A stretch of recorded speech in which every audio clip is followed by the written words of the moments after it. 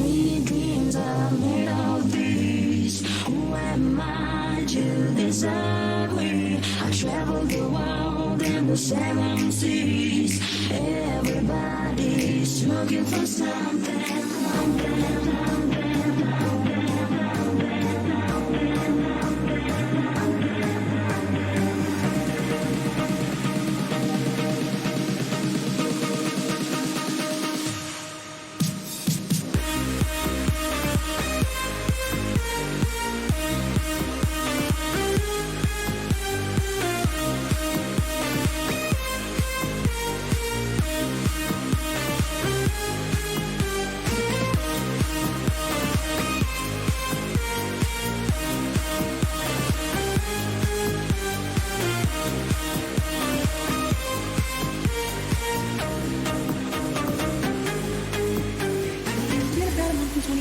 And we're going round and round playing silly games. Now you say you slow it down, not right now. Then you wink at me and walk away. But let it be, let it be, let it be known. Hold on, don't go. Touching and teasing me, telling me no. But this time I need to feel you. Ride it, I don't wanna alone. Ride it, just lose control. Ride it, my soul. Ride it, let me feel you. Ride it, turn the lights down low. Ride it, connect your toe. Ride it, my soul. Ride it, let me feel you. But we don't have to come inside a day. You're acting like a diva saying you don't wanna play. It's gotta be your feisty style, raise that crowd. I love it when you look at me that way. I will when you order when we eat up the bar. We apply it because it came up from the glass. The DJ plays your favorite song, calm you on. Now you're begging for me to dance.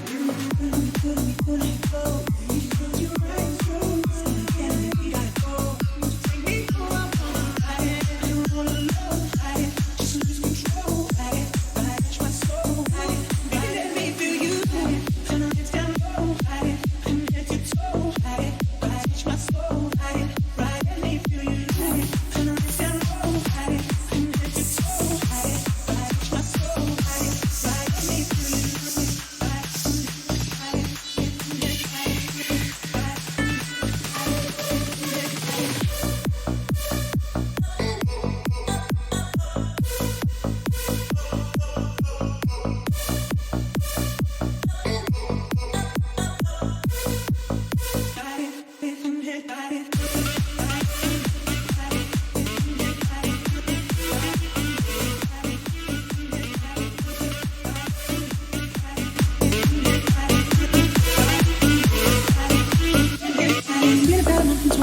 And we're going round and round playing silly games. Now you say you slow it down, not right now. Then you wink at me and walk away. But let it be, let it be, let it be known. Hold on, don't go. Touching and teasing me, telling me no. But this time I need to feel you. Ride it, I don't wanna alone. Ride it, just lose control. Ride it, touch my soul. Ride it, let me feel you. Ride it, turn the lights down low. Ride it, connect your toe. Ride it, touch my soul. Ride it, let me feel you. But we don't have to come inside a day. You're acting like a diva saying you don't wanna play. It's gotta be your feisty style, raise that crowd. I love it when you look at me that way. I will when you order when we eat up the bar. We apply it because it came up from the glass. The DJ plays your favorite song, calm you on. Now you're begging for me to talk. Put it go. You close your eyes, close. And we gotta go. Take me for a ride. I don't wanna know. Just lose control. Touch my soul. Let me feel you.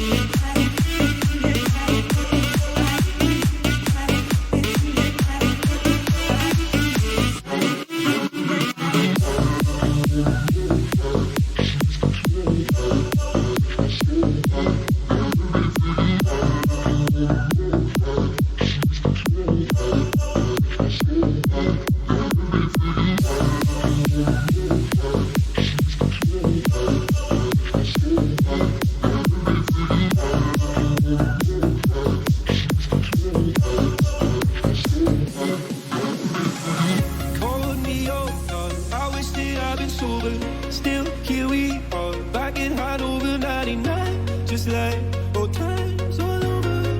Under the exit lights, it's beautiful as hell, but I really wish that I dressed up a little better. No regrets is what we say. We can't go back.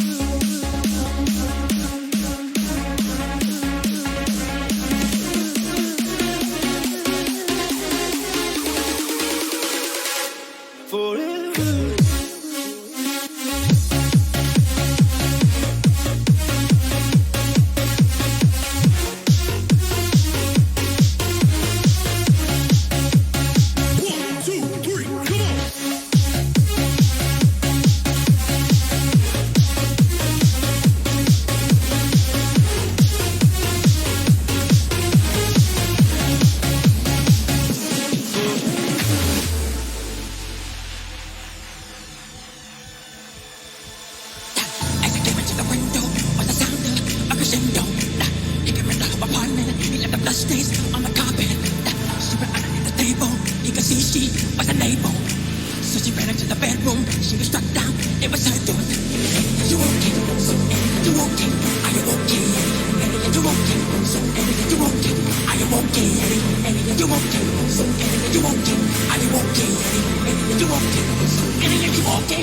Are you okay? Annie?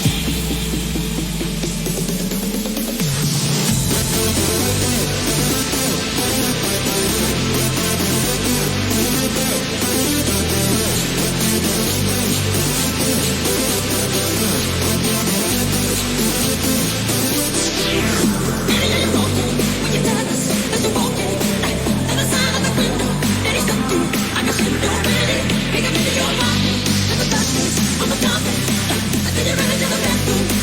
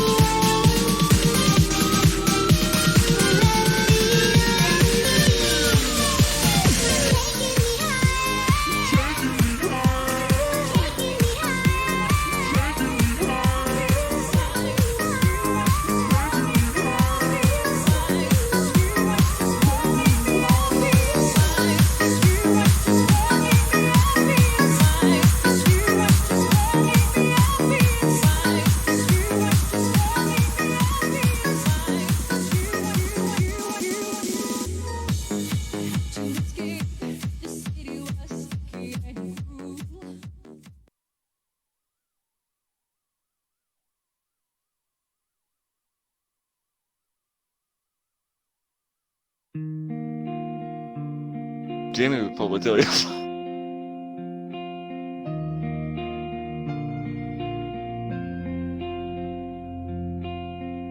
There is a star that lights the road. Will it take me to the end? Well, I don't know. But for one last time, I'll take this ride and just drive. I wanna be the only one to make it to the light. I'll take it to the edge where I died 1,000 times. But maybe I could be the one right into the setting sun tonight. Just drive.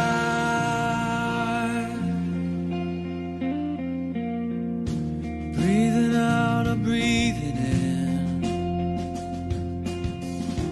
Broken down, but I will live to fight again.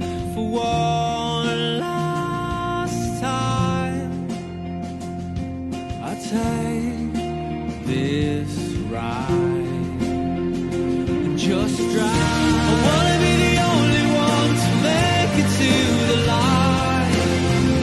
I'll take it to the edge where I died 1,000 times. But maybe I could be the one right into the setting sun tonight. Just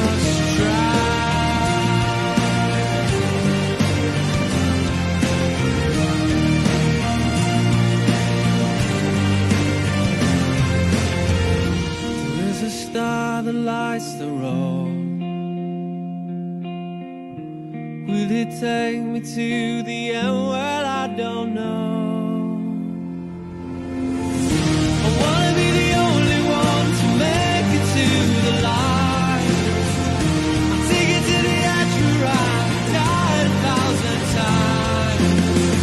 Or maybe I could be the one right into the setting sun tonight. Just drive.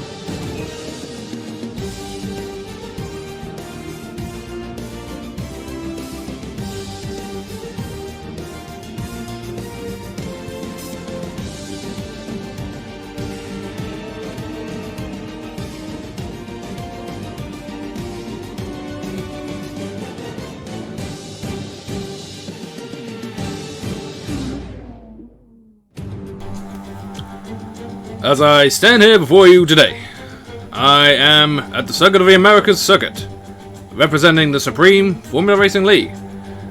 Fantastic group of people. And we are at the Circuit of Americas for round 5 of the Supreme Formula Racing League. The Circuit of Americas is a 20 corner track. 10 left, 10 right. Optimal opportunities. I can't keep it up. Into turn 1 and 12. Some great overtaking opportunities. And yeah, when I commit to something, I commit to it, alright? But anyway, my name is Lightshock16. I am here representing the Supreme Formula Racing League, the rebooted Formula Racing League. We're into round 5 of the American Grand Prix at the Circuit of Americas. And tonight, I am not alone. I am joined not by Big Will. Big Will is racing tonight, but I'm joined by a good friend of mine, SRT Fury. Hi all, and very nice to be here. Yeah, I like the follow through on that. There's dedication there. Yeah, you know. Absolutely. If I'm nothing if not dedicated, trust me like that. Anyway, if only there's a little bit more, but it's fine. That's it. So Fury, thank you very much for being here. Will obviously was going to commentate, but he's been drafted into race instead because we had a few spare seats. At least, well, we had one spare seat going around. And it is Grimdog in the Renault who's joining us. So we do have a full grid. How are you feeling tonight, Fury? I'm excited. It's new to seeing what this league's all about. I know roughly about half or a good third of the grid from various other leagues, and I'm excited to see that it's not just the people I know that are at the top. It's a mixture, and it seems like it's really close actually. So it looks like everyone's got someone to race or a group they're around, which is all nice to see. So we get plenty of action. Absolutely. Obviously, as you've pointed out, you are a newbie to Supreme Formula Racing, but I think you will find us a accommodating bunch, hopefully. And another format you might not be used to as well, we actually do the full qualifying format here as well. So we're actually going into Q1 right now. I guess that actually plays a bit more into strategy, so that's actually Absolutely. That's an interesting part of it compared to other leagues, because normally everyone does short, so you sort of compromise if you do. You want to start on the medium tyres or hard tyres, you can't really show your full pace. Absolutely, and you will find that a few drivers will probably use these sessions almost as practice sessions to try and just get their eye in, get warmed up and all that. Especially the faster guys, you'll see some long runs probably from them. But as you said, we do have some familiar faces for you, but just as many less so familiar faces. And if you do have a question of any of them, don't hesitate. I'll happily tell you about any of the drivers we have here. We have a great field, and so far the championship has been hotly contested by, I think there's at least 8 drivers still. I mean, it's still early days, we're only at round 5, but there's at least 8 drivers still very much in the hunt, maybe even more depending on how things develop. But they are just coming out onto the track now. Let's see. Part of the very unknown that makes everything so interesting. It's interesting to see not only how people I know get on in terms of compared to the full quali setting, but also interesting to see what strategies are used by people that maybe aren't at the front so much, but they can sort of use the multi-stage qualifying session to get higher up the grid or a better race strategy.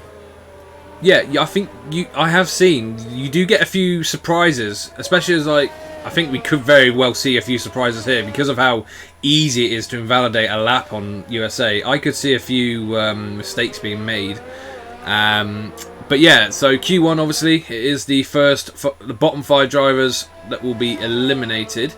Cornish Pirate is the first driver out there on a set of mediums, followed closely, I believe, by Chris on hards, and Big Will, who my usual co-commentator, is in the racing seat this time alongside BX in the Red Bull. He's out there on hards as well with, I believe it's TS Carroll, who's also someone I've commentated with before, out there on soft. So different mixture of tyre options going on for these first runs. But as long as you get into the top 15, I suppose that's all that matters to some of these guys. And according to Big Will, it will be a dry race. No rain expected. I'll be excited to see, interested to see which, maybe the guys who are in the top half of the field sacrifice their medium tyres to get through the session, and which ones try and save them to actually using qualifying. Because you only get one set for quali, I'm pretty sure. Or is it because it's full quali you get 6 tyres now? No, it is 5. full quality. You will get the extra set at the Q3 stage if you get there, but otherwise you're still having to manage 4 sets of tyres. And Cornish has invalidated his lap. He's gone wide straight away. Yeah, that corner's very tricky. What he did there. It's yeah. Let's just say you don't want to say too much to the right on entry. Let's just say this is probably probably spin out, but yeah, absolutely. It's probably going to become a bit of a theme tonight. Corner cuts. I can see this happening a lot. Jezza in the chat saying hello, as is TS Norris, who is not with us today. He's usually in the Alfa Romeo alongside Constant Ryan, but I guess he can't make it today, so it's TS Carroll in his place in the sister Alfa Romeo. But Norris still here to say good luck to everyone, which is good of him. One thing I'm interested to see maybe is the front runners also, Chris, Straka, BX. They're all on hards, but Harrison, who's second in the championship, is on softs. And he's out on track.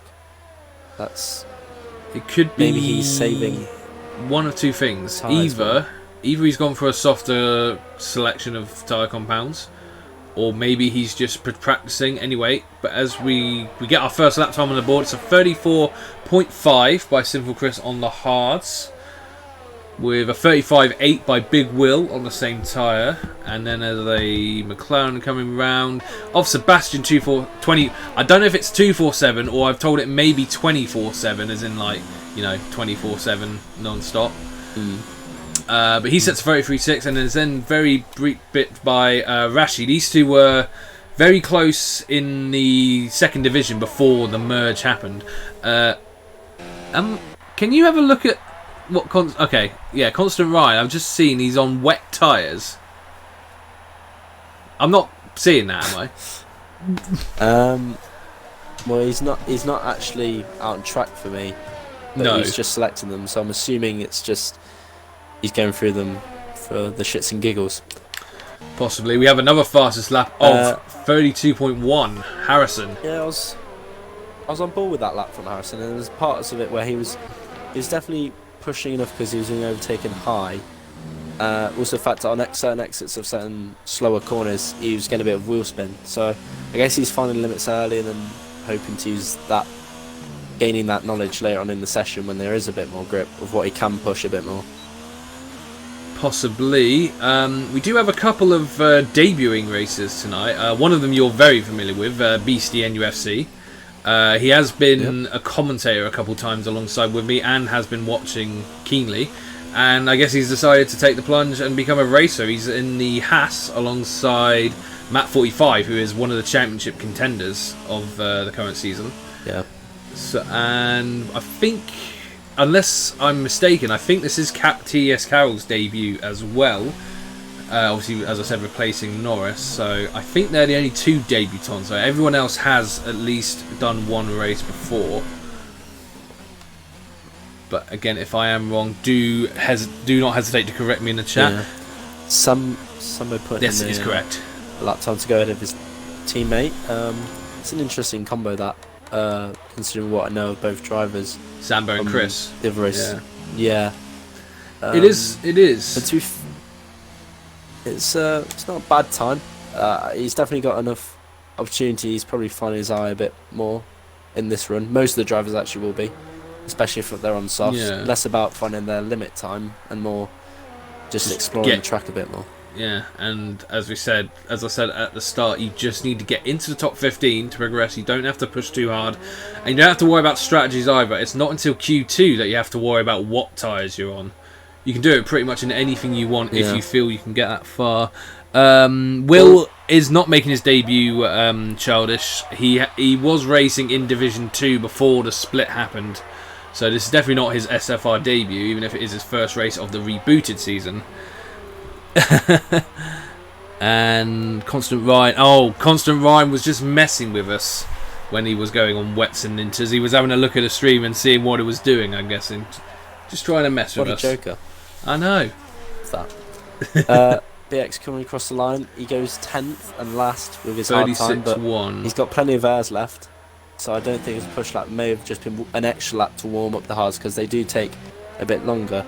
They do indeed. They are. Also, coming back to strategy, you're talking about how strategy didn't really come into play until Q2. Even if you don't have the pace, or you're one of the drivers that gets through from Q1, if you don't have the pace, you can still play a bit of strategy and try and set as fast as lap, but not be in the top 10 on softs.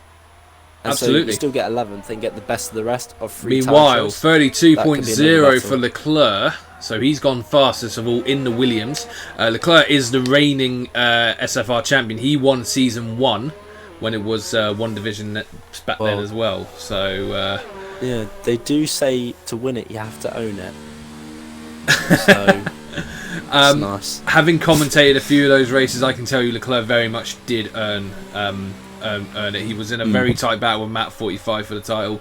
He did start putting distance between himself and his rival at the time, and he's a worthy champion. He hasn't had the best of luck so far, but he did have a couple good first races. I think he came second and 2 second places, I think it was actually, in Hungary and Monaco. So, and that's another point that I do need to bring up.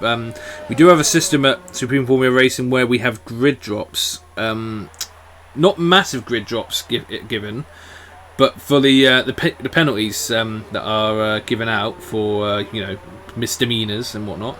I'm just going to have a look now to see if anyone is serving grid drops. The only driver here of the current grid today who will be serving a grid drop is Rashi in the Toro Rosso. He has a one-place grid penalty, which I presume was carried over from last time out, where I don't think he raced Belgium, if my memory serves me correctly. So the other drivers, Redman and Gunhead, are not here tonight. In fact, I don't know if Redman hasn't been here for a couple of races, so I don't know if he'll be back or not. But Gunhead should be back, and he will be serving a 2-place grid drop and a qualifying ban at his next Grand Prix.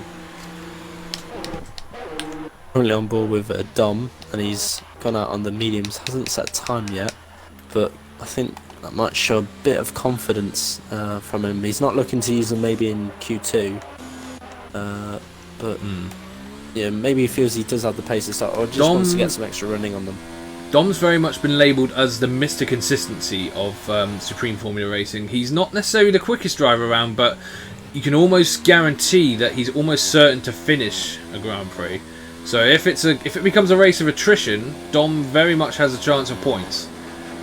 So we'll have to see how that develops. He is on a lap on mediums, as is Beastie, who's come in to go on mediums as well. So we'll stay on board with the racing points. Although we do have a Red Bull just crossing the line. That's Big Will going on a run on mediums. An Alpha just behind, of course, Ryan. Alpha. He's on an out lap just about to start his lap as well. As is Pushcart Xbox in the Williams. So Dom is the next guy to finish his lap if he keeps it clean. He is. Goes to this left-hander that's very... I think there's been quite...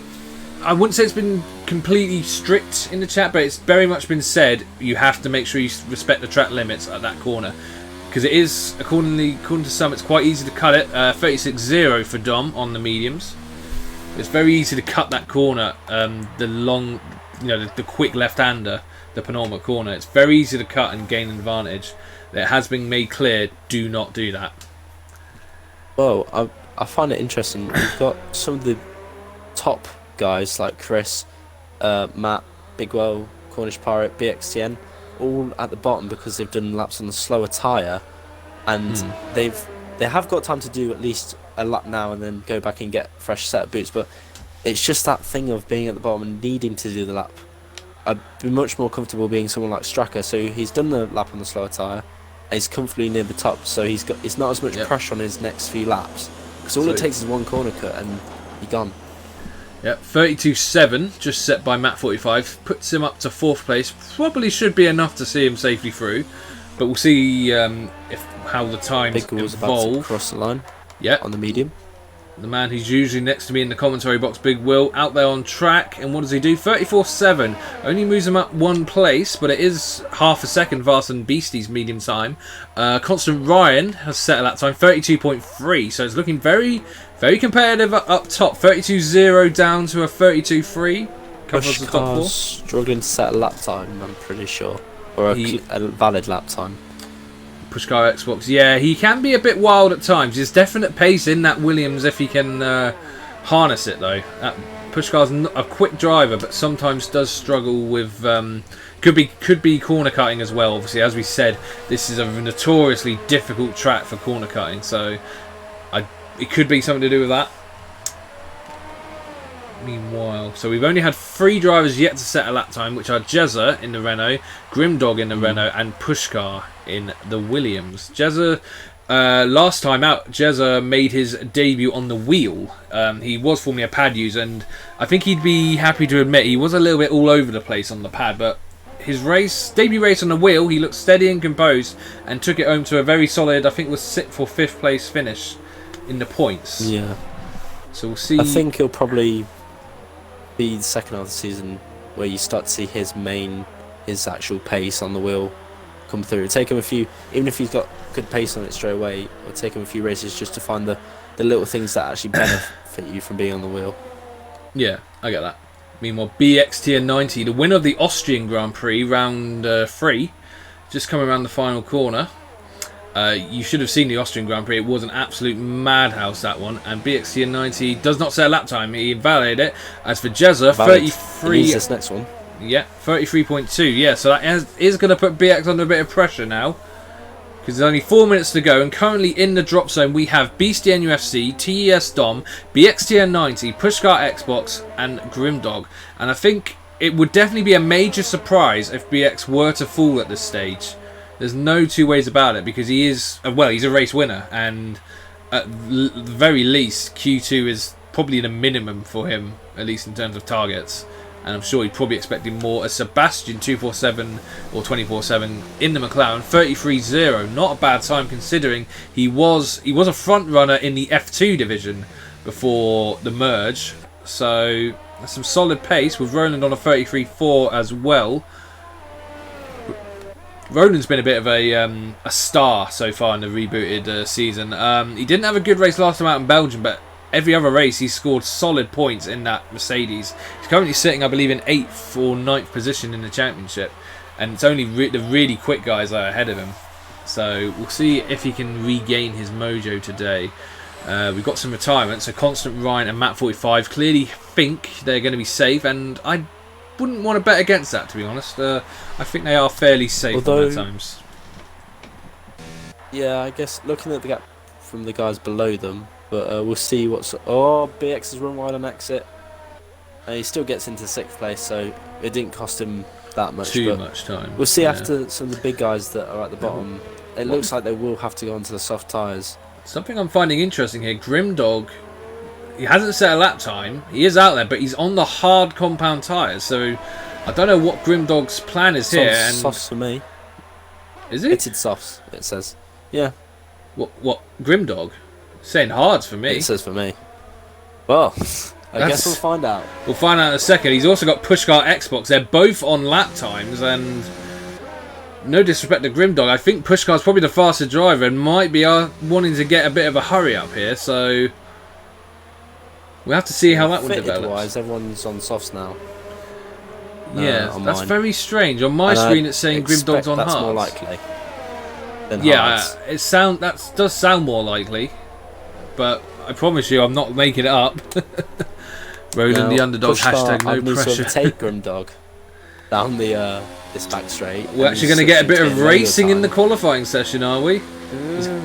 No, it looks as though Oh, he gets out of the way. He's backed out. He's got out of Pushkar's way. Maybe a bit too late for Pushkar's liking, but perhaps Grimdog's just said, my lap's not that good anyway.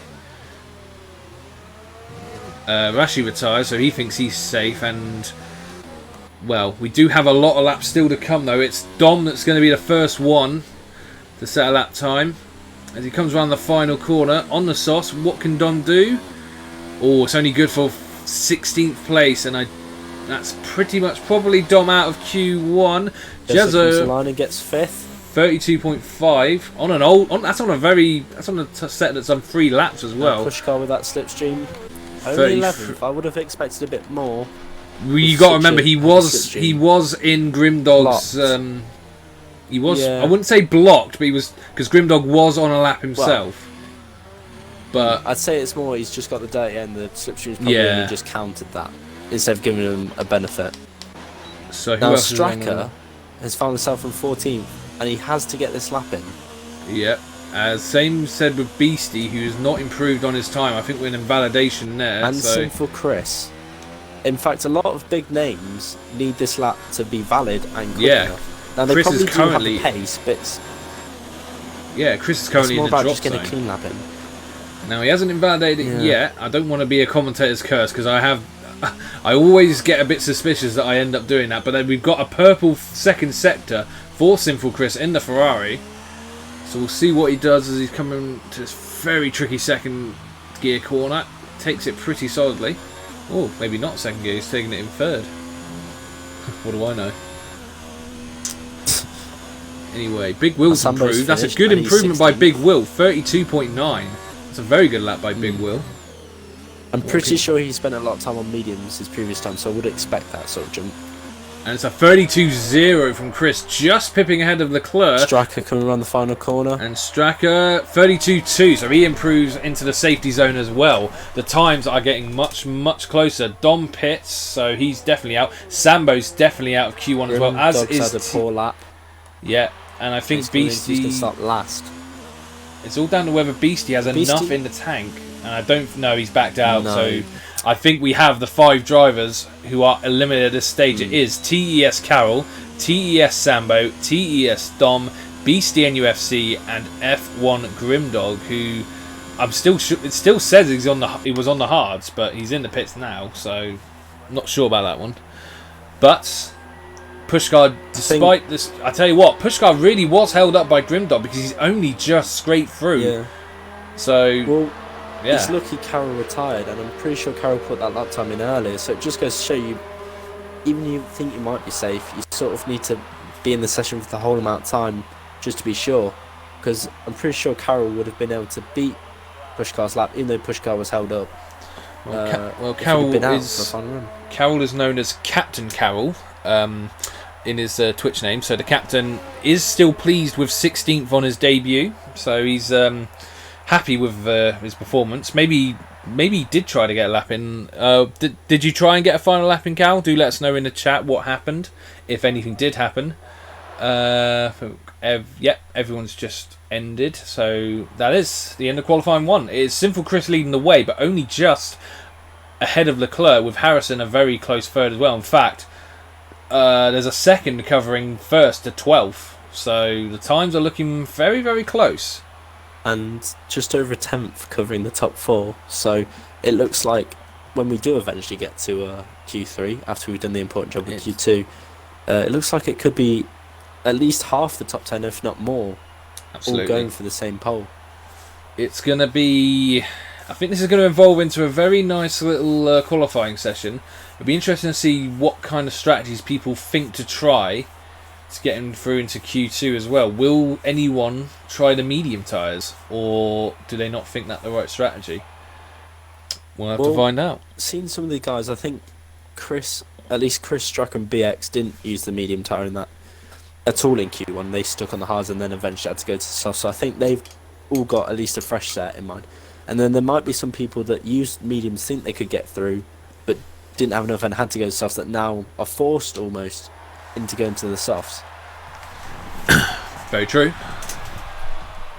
Anyway, we're just waiting to see who is coming out on track. We do have some drivers putting on the mediums. Sebastian 24/7 is, Rashi is, Progony's on mediums, as is Harrison. So we do have some medium tyres being prepared. Who's the first guy? I think it's going to be a Mercedes first out. In fact, we've got a hard... No, I thought Big Will was going on the hards, but he's not. I think it's actually the Toro Rosso of Rashi that's going to be out first this time. He's beaten Cornish Pirate to the jump. In fact, there's a Racing Point that's got ahead as well, but Rashi's got out ahead of all of them. As I mentioned earlier, Rashi is serving a one-place grid drop, so wherever he finishes in this United States Grand Prix, he will drop one position. Doesn't sound like much, but for a guy like Rashi, who was in F2 before the split, and he's likely going to be fighting over like 9th and 10th, it could be quite crucial for him. We'll have to see how 2 points and nothing. Quite. So yeah, if he finishes 10th, he won't score points, and it could be also an opportunity for a driver that's maybe behind him in position as well to claim a point that may otherwise maybe wouldn't have got. Now we've got some interesting tyres going on. Jez is on mediums. You sort of get stuck into that thought. If you're a guy behind that doesn't maybe have the pace to overtake him, or is sat behind him, and you know it's the last few laps and you know he has a grid job, do you push for the place, or do you just sit there?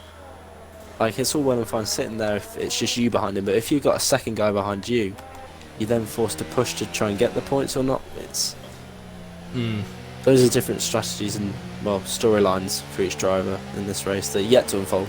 Absolutely. Storylines is the key word, because there's a lot of different stories going into this Grand Prix. Like we mentioned Rashi's penalty, we mentioned the tight driver standings with Stracker leading the way, but only 5 points clear of Harrison after Harrison's big win in Belgium.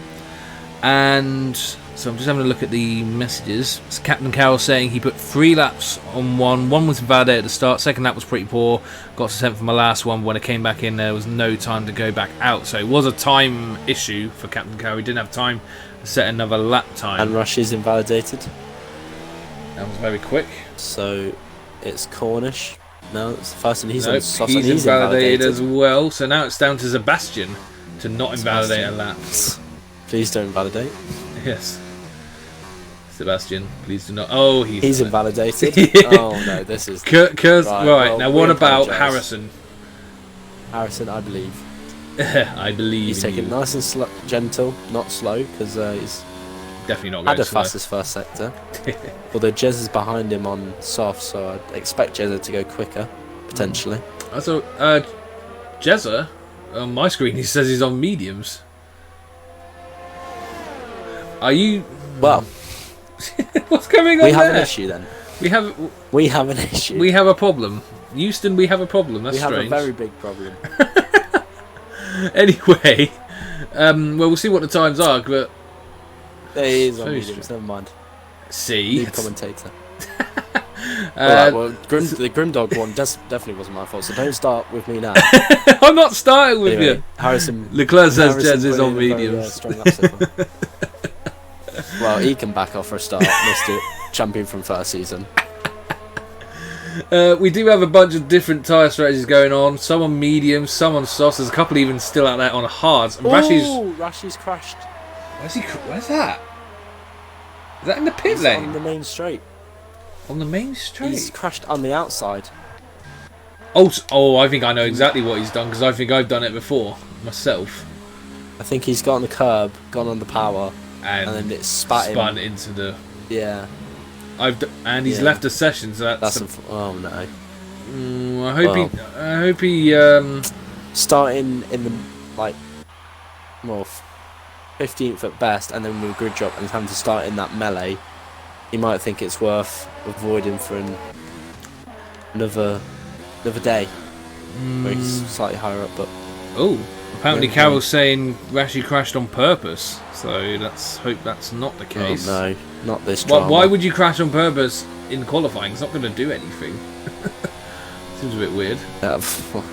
Well, Anyway, we I do have many have questions like why Strucker's taken the certain line. He just has it across the grass. times on the board. Harrison's 33.2 on mediums, 33.8 for Jezza on mediums, 34.2 for Straka Very on good luck from hards. Strucker. That's Used tars. Yeah, they are as used. well. You're absolutely right. So I think I'm looking at Strucker and the way he acted in quality. He may have not been top of Q1, but definitely the amount of time and confidence he had to just go and bang the lap in, and then go on hards, not go to mediums straight away. Wait to put the mediums later in this session. I think we could be looking at him putting in a pretty nice medium lap time. Although it's not about lap time in Q2. As long as you're top 10 and on the tyre you want, Absolutely, be but 10th, and then mediums, crucially, it's fine. if we remember back to Q1 on the softs, a 33.2 was only good for like 11th, 12th. So I'll be interested to see Exactly. so the Leclerc stays. Well, you could out. have a few guys that probably most times, no disrespect, aren't going to be in Q3, and you get a few guys that think they're comfortable for it. They go on mediums. The guys go on soft just to chance it, and they get in, and you can still have a viable race on softs. So Matt 45 is recording the incident involving Rashi. Apparently, he did lead the session no. after as well. I think he's just given up. I certainly hope that isn't the case, but I don't know. Another guy I'm interested to see how he gets on is Progeny, because he's invalidated. Never mind. Well, I know for a fact It's Progeny is one of the strongest qualifiers in this league. Yeah.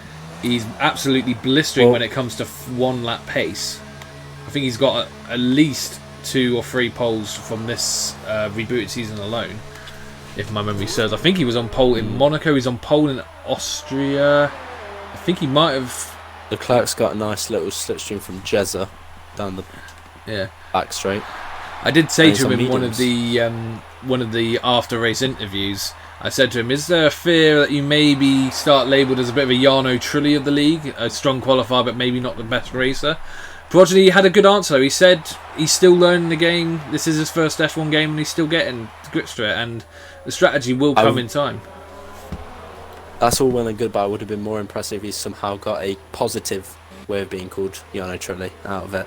But that's for another time. I like Jarno Trulli, so I get what you point. Can't tell what's worse, his F1 career or his FE career.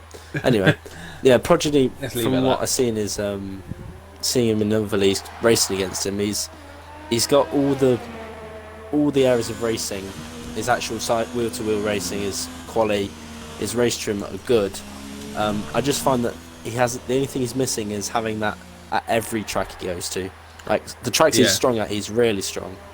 The tracks that he's so at, he seems to suffer a bit more. And I think if he can just turn that ability week on, week out, then it'll be fun. It can also be due to strategy as well.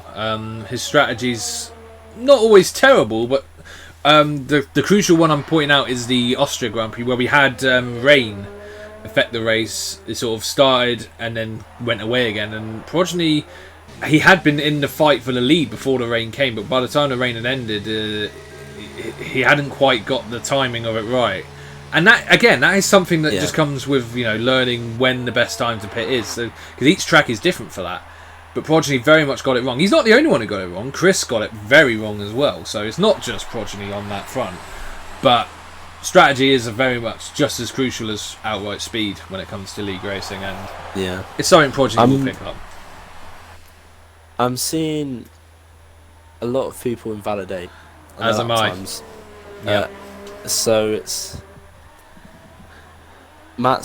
he's decided instead of pitting, he's figured he's got enough time. He's going to go for another lap. Only thing I will say is he's probably going to have to commit to the softs if he's going to complete this next lap, because he's only going to go faster on the softs with another set of softs.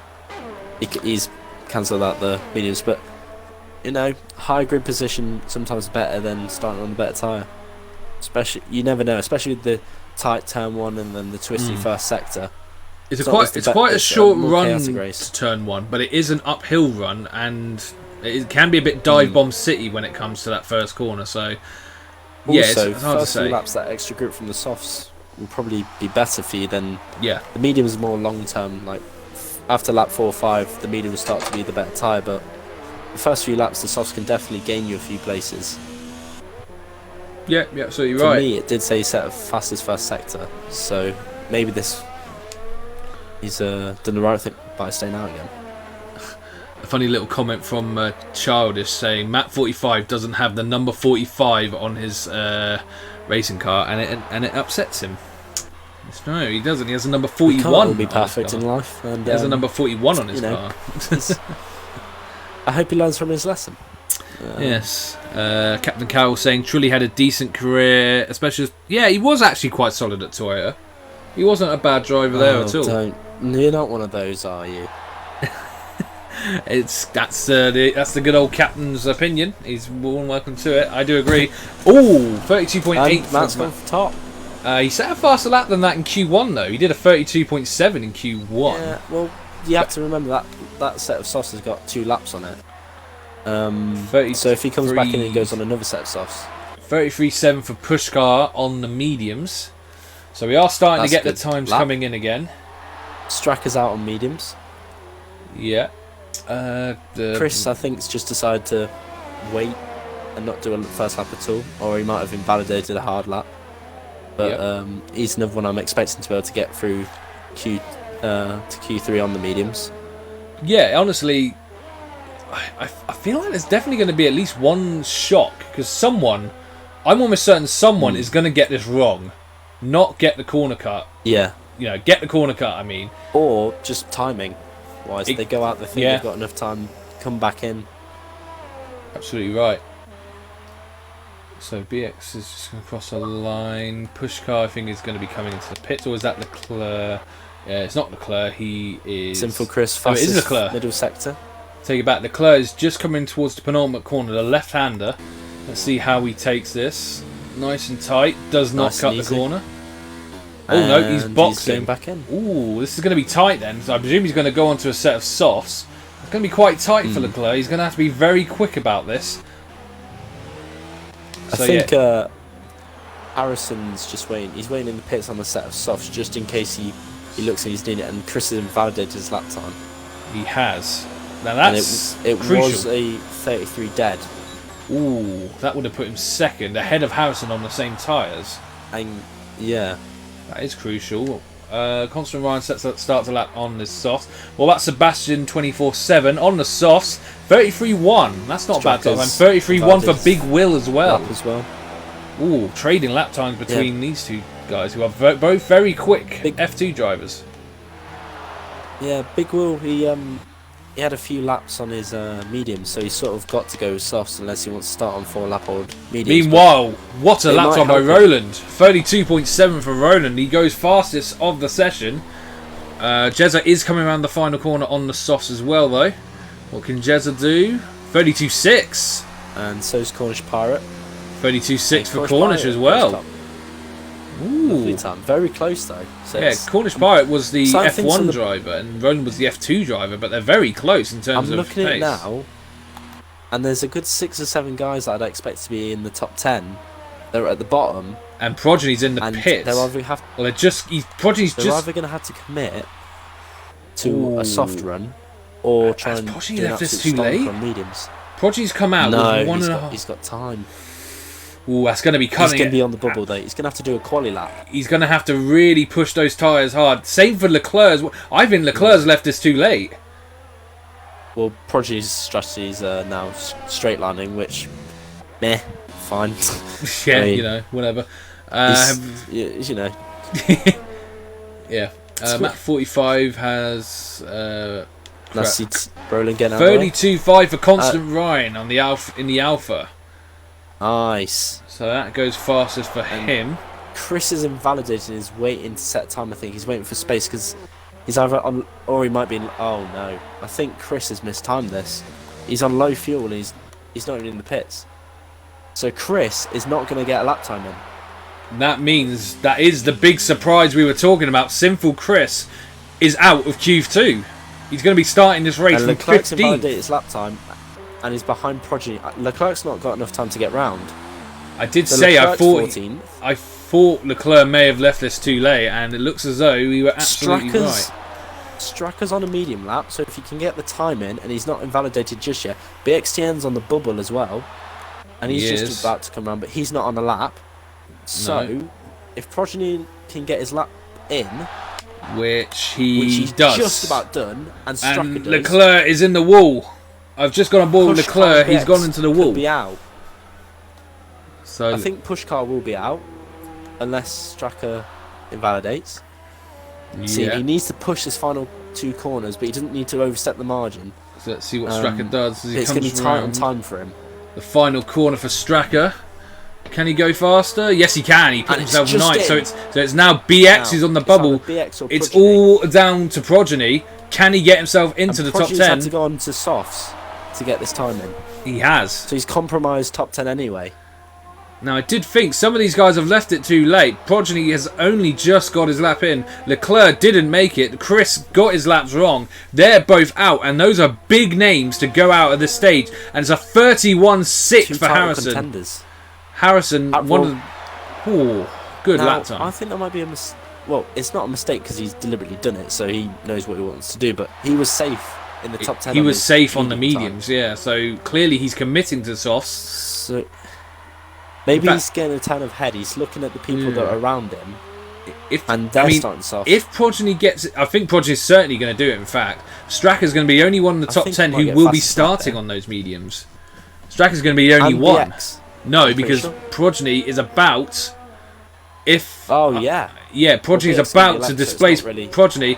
Progeny, as he comes around the final corner, not quite beating Harrison, but he does go second. But it's enough what you've needed to do. So that is 3 very big names, like 3 championship contenders, I hesitate to say, out of Q2. BXCN 90 11th. Pushcar 12th, Rashi 13th, TS Leclerc 14th, and Sinful Chris 15th place. And we've got some surprising names through to Q3. We have Roland through, Big Will's through, Sebastian 24/7's got through. We got some you know, wow. You know, sometimes you talk about strategy and you can get too worked up on which tire they're going to get through to Q3 in. But sometimes it's just about going out there and putting in your fastest lap you can in each session. And I'm looking at some of the guys there, and that's what they've done. And you know what? It'll probably help them. I also think that along championships, you get 3 or 4 moments where no crash happens, but just little moments happen Defining. that sort of create a little chance for someone to break away. And Harrison and Straka now have a big opportunity with quite a few of their championship rivals having to start way back. Well, as of the championship of the 8 that I think are still definitely championship contenders, 5 of them have got through. Straka, Matt 45, Progeny, Harrison, and Constant Ryan. BX, Leclerc, and Chris have fallen, but they are going to get free tyre choice, which could be something they could think about. But they're in that dangerous mid-pack where they're going, for the first lap or two, they're going into each corner, and if someone has an accident, they're not going to be able to react with the freedom they want. And meanwhile, this does give an opportunity for some drivers. Like I did say, Roland, before Belgium, was on a very big hot streak. He was leading the Grand Prix in Austria for one point when he got the tyre call absolutely bang on correct. He couldn't quite keep the faster guys behind him, but it was still a fantastic strategy call from Roland. Well, it's a dry race, isn't it? It is, yeah. So sadly, that's not going to happen again. Well, hot ticket wise, Straka is the only one in the top 10 that's starting on mediums.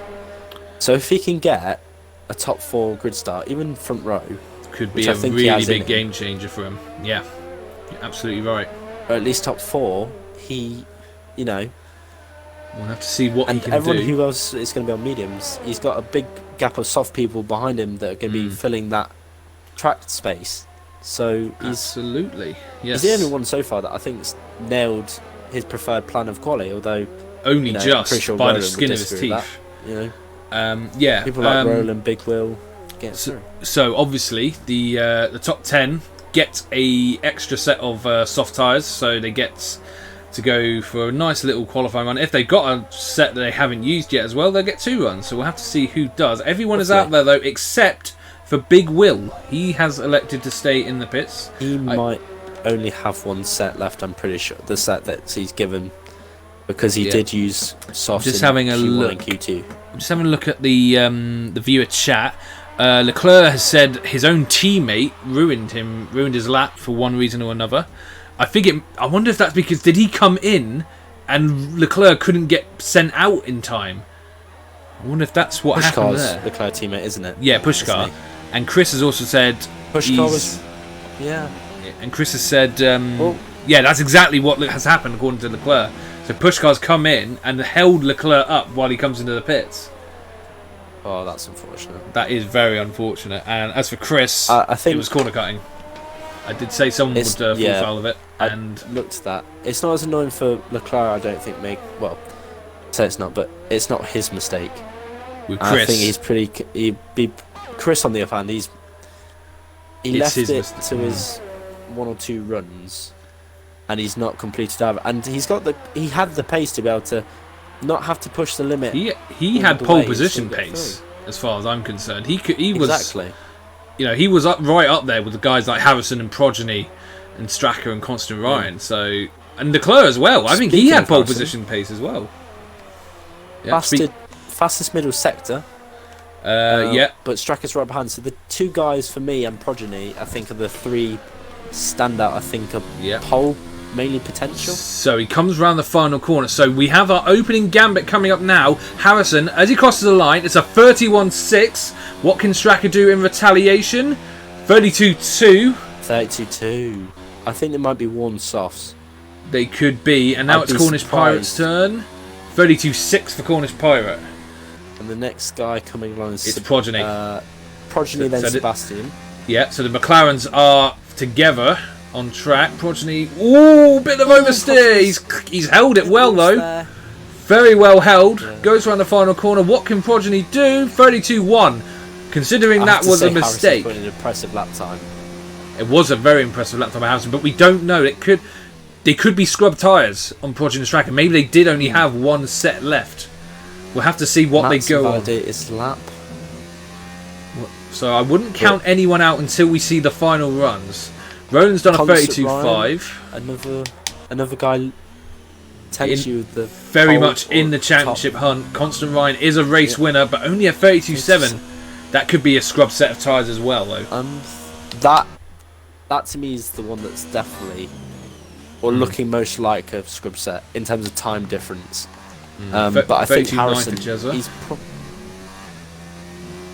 I'm trying to think. What tyre did Harrison get through Q1 on? Softs. So he did a softs, then he did a medium run. Then he did a soft, and then he did a softs to get through though. If he had a standard qualifying set though, that means he did have one left. So maybe that was his first fresh set. So he's got one more fresh set from. Yeah, whereas I think Straka extra and Q3. As I think a lot of the other guys had harder Straka's tyres. got an extra one. I Yeah, think. but he used the harder tyres as well a lot. So I think it was a lot of different tyres being used. So we'll have to see. He used hards in Q1, then got through on softs, then used hards, then mediums. So he probably will have an extra one. Well, yeah. So he's probably got one more set. I mean, I'm sure none of them will be stupid enough to use a fresh, use their last fresh set at this point. So. Well, I say stupid enough. I mean, it's if you want the free space, then, the guys that probably wouldn't expect to be in Q3 as much, they might have, because they didn't expect to be there. They might have gone for the softest tyre for all softs in quali. Yeah. And so they might have an extra set where some of the guys that tried out the mediums and couldn't might have used those up. So that could be an advantage, but we don't know. So. Could also be that point, some of them are electing to run out of sequence with everyone else to get the free track space. Big Will is now out there, but Jez has spun on his lap. Yeah, so obviously he must be pushing, maybe just testing how far he can push. He stays out of Haz's way, breaking a board as he does so. It's not the board's fault. What did it do to you? Yeah, leave the HL alone. Sebastian, he invalidated first lap and pitted straight away, so he's not wasting time. He's come straight back out. So and Big Will's going for his first run. Yeah, so these are the two to watch out. We've got Progeny just coming out as well, but he stays out of the way. Big Will only has one set, so this will probably be his only soft run of this session, and he's left it where he's got a free truck, which is can work I just wonder though, because Progeny's just come out, he's right ahead of Sebastian. I wonder if Progeny is the type of driver who will he'll happily give a tow to his teammate if for me wanted. Big Will's got the fastest first sector. Now that's that's not always reliable. Sometimes it can be a bit glitchy. That's what I'm saying. Beastie in the chat saying, I love DHL, that's what got Vettel in Germany. Now I'm just having a look. Progeny is backing up. I think he is going to give Sebastian 24/7 a tow here. So there is some teamwork. Did his lap. He has. So sadly it's not going to be any good. That's unfortunate. Which is a shame, but whether I presume he's still going to complete the lap anyway. Maybe he's saving his ERS for another go. So far, Big Will's still got a clean lap, so he might be able to make use of this completely clear air. Yeah. Let's see what Big Will can do. Making his return to SFR after moving to the commentary box. Goes through the penultimate corner. Now down to the very tricky final corner. It's very easy to get the traction wrong on exit. But he's done it nicely. And it's a 32.7 for Big Will. Good lap. Very good lap by Big Will. Very respectable. Now what can Sebastian do? Is he going to go again? No, he's not. I wonder if he might give Progeny a tow now. Or will he just stay out of his teammate's way? I think he is pushing. I think he'll give him a tow. I think he will, I think this might be his second set of tyres anyway. Yeah, I don't know if Sebastian's going to have enough to get a lap in, so that might be Sebastian's qualifying over. The most he can do is help Progeny close the gap. Yeah, because he's validated his lap again, so he almost certainly. Progeny is beat his own time by a 10.5. That's not bad. Now we did wonder if some of these drivers were on scrub sets, so it'd be interesting to see how much faster they can go on this lap. Plus he'll get a slipstream now. Yeah, while there are some drivers who are leaving it to the absolute last moment, Harrison's just coming out now, so Cornish Pirate, I presume, will follow soon enough. Sebastian gets out of the way of Proj pretty early, I must say. Like, probably didn't want slipstream. Probably didn't want to, you know, accidentally compromise him in any way. Maybe playing it a bit safe, but at least he hasn't ruined the lap. Yeah, Proj is 2.5 tenths up, but I'm not sure if that's on the fastest time or his own time, because if it's on his own time, he's not got enough, unless he made a mistake in the last sector on his first lap. Well, we're about to find out as Progeny comes down to the penultimate corner. Does he keep winning the lines? Yes. Ooh, he does go a bit wide, but not so wide that it's illegal. And now round the final corner. What can Progeny do? Can he beat Harrison? He can! Good lad. 31.5. So now the ball is very much in the McLaren's course. Fantastic. Absolutely fantastic lap by Harrison. That's the first time I've seen someone hook it on the curb like rails and stick that wide. But it just gave him the better angle. So it was a good tactic from Proj, and nice lap. It's nice to see he kept it together. He did keep it together about very his well. lap. Yeah, Roland is backed out of his lap, so clearly, and he's saving ERS up, so he's giving himself another chance. Chris has left the session, so he has loads of ERS. Can you just try and get Chris an invite? Yeah, definitely. Because he's just left the session. We don't want him not making this Grand But I'm Prix. willing to take 10 quid from any of his title rivals to not invite him back. Go do it quickly, please. I've done it, mate. Don't worry. Good lad. So Sebastian is very much out. He will be starting this race from 10th on the grid. But behind him, it's still Cornish all very Pirates much to left play at the for. last. He'll be the last to cross the line, I'm pretty sure. He will. He's just come through. He's not done what Leclerc and Progeny did. He's given himself plenty of time. Big Will's improving on his lap time by a decent amount. I suppose at this point you may as well push those tyres as hard as you can. So what can Big Will do? He does improve. He's just pipped ahead. Pipped ahead of Matt 45, but he is on a lap time as well. In fact, he's going to be the next one to set the lap time as he comes through the penultimate corner. And Progeny, I think, is coming into the pits. Yes, he is. Oh, Matt Porteraz goes very wide, but he does improve. 32.3. He goes P4. Striker had minus a tenth on his delta. I'm not 31.9 sure for Jezza. He dips into the 31s. Good lap by the Renault. What about Stracker, though? As he comes around the final corner. Starting on the mediums. Starting on the mediums, and he's put himself third. Good close. lap. But now it's Constant Ryan's turn. A proven race winner in 6 tenths up on his own time. Yep, so I think this could very well be into the 31s. He keeps it nice and steady. Comes around the final corner. What can the Alfa Romeo do? Can he improve on 32.7? He can, but he only goes fifth fastest. 32.0. Can he get pole back? It's now up to Harrison. He's improved on his own time. He has. By an amount that maybe he can get pole back. Well, we'll find out as he comes on the final corner. Can Harrison take pole away from Progeny? Yes, he can. Look at that. 31.2. What a lap. Roland has aborted his. But what about Cornish? Still going. He's, as you say, he's still going. Ooh, keeps it steady.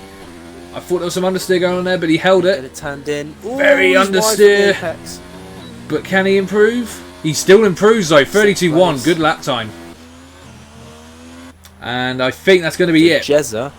It's all down to Jezza. Yeah, he's not. He's not got a ERS really. He's very low on ours. So unless we get a shot, and Chris has got back in, thank God. Oh, yeah. Oh. What's he doing? What's he doing? In the wall he goes. goes. Find that time mark. What do you think he's doing? If it wasn't, it feels like he might have been messing around. But anyway. There is the top 10. It is Harrison that takes the pole in the end with Progeny second and Stracker starting on the medium tyres. Crucial fact that, but he's starting this race third. That's a very good lap for Stracker considering the tyres he's going to be starting on. He's on the opposite strategy to everyone else, so there could be, something good to come from Stracker if he can keep the soft runners behind him. Jezza fourth, good lap from him. Constant Ryan, maybe he wanted a bit more from fifth. Cornish Pirate, good lap from him for sixth. Matt 45 seventh. Roland, good effort for him, starting eighth. Big Will on his return to racing, he's starting ninth. Sebastian 24/7 didn't set a lap time, and he will start this race from 10th.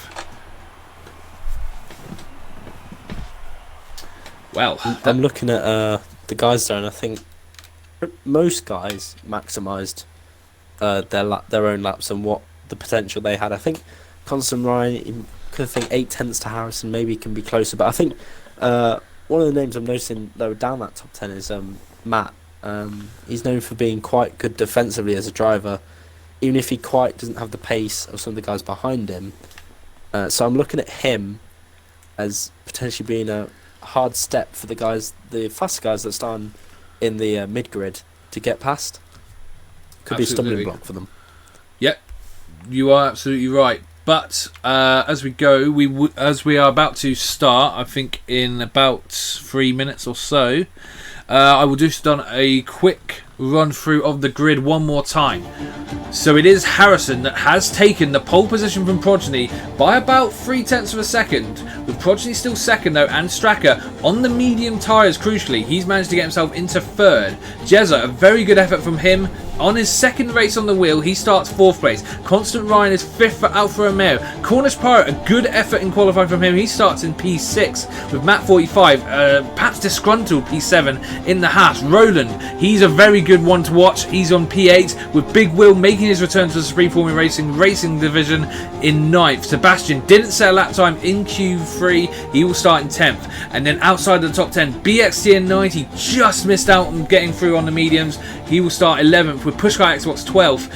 What should be 13th should be Rashi, but I think he has left. That means the surprise packages of Leclerc and Chris knocked out in Q2. They will progress one place up to 13th and 14th, but they still got a very bad race ahead of them if they are going to have any chance of having a good result. Then we have in 16th place, we have TS Carroll in the Alpha, Sambo in the Ferrari, we have Dom in the Racing Point, and Beastie will be the last driver on the grid, because I believe Grimdog has left the session, unless I'm mistaken. And, well, there is the grid. It's a 9:02 start, so we've got 3 minutes before the race starts. And yeah, so I'm not sure if Grimdog is still in the lobby. He is, so maybe I am wrong. He is still in the lobby. I think it's Kashi.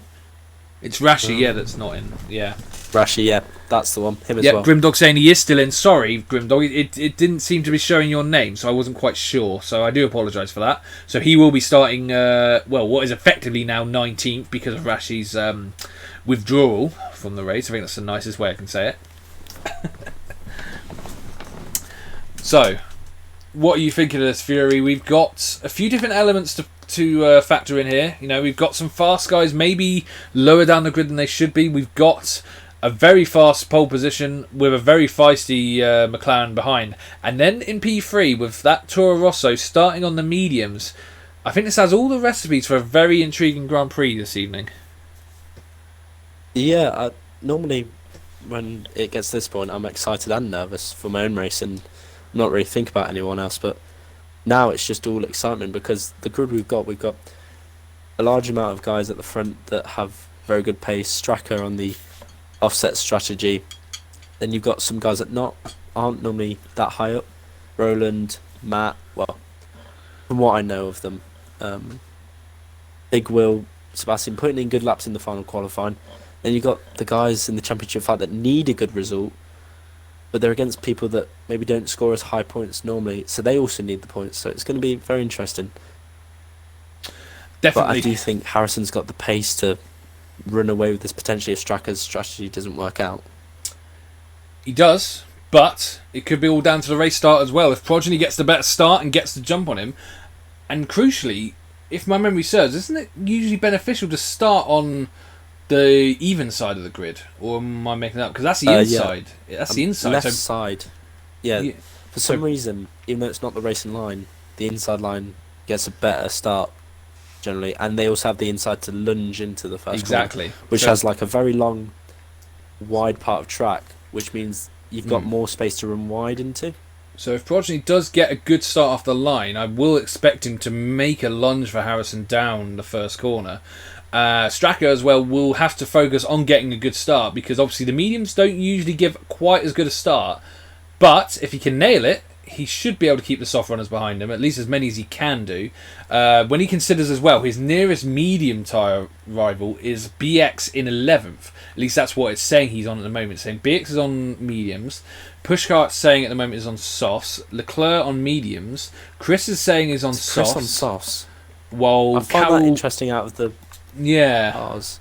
I do that as well. Like, The cars you behind him, Carroll, Sambo, Dom and Beastie, they're all on mediums. Yeah. So is that Chris he's maybe... got the pace to beat them on Yeah. the same tyre anyway, the guys behind him. So maybe he's thinking, right, they're going to be fresher than the guys that did quali because they probably either did 1 lap or 2 all-out laps. Could be an aggressive strategy from Chris, but we'll see how it goes. We are just about to get underway with a formation lap, so I'm going to put you on the spot quickly, Fury. Who is winning today?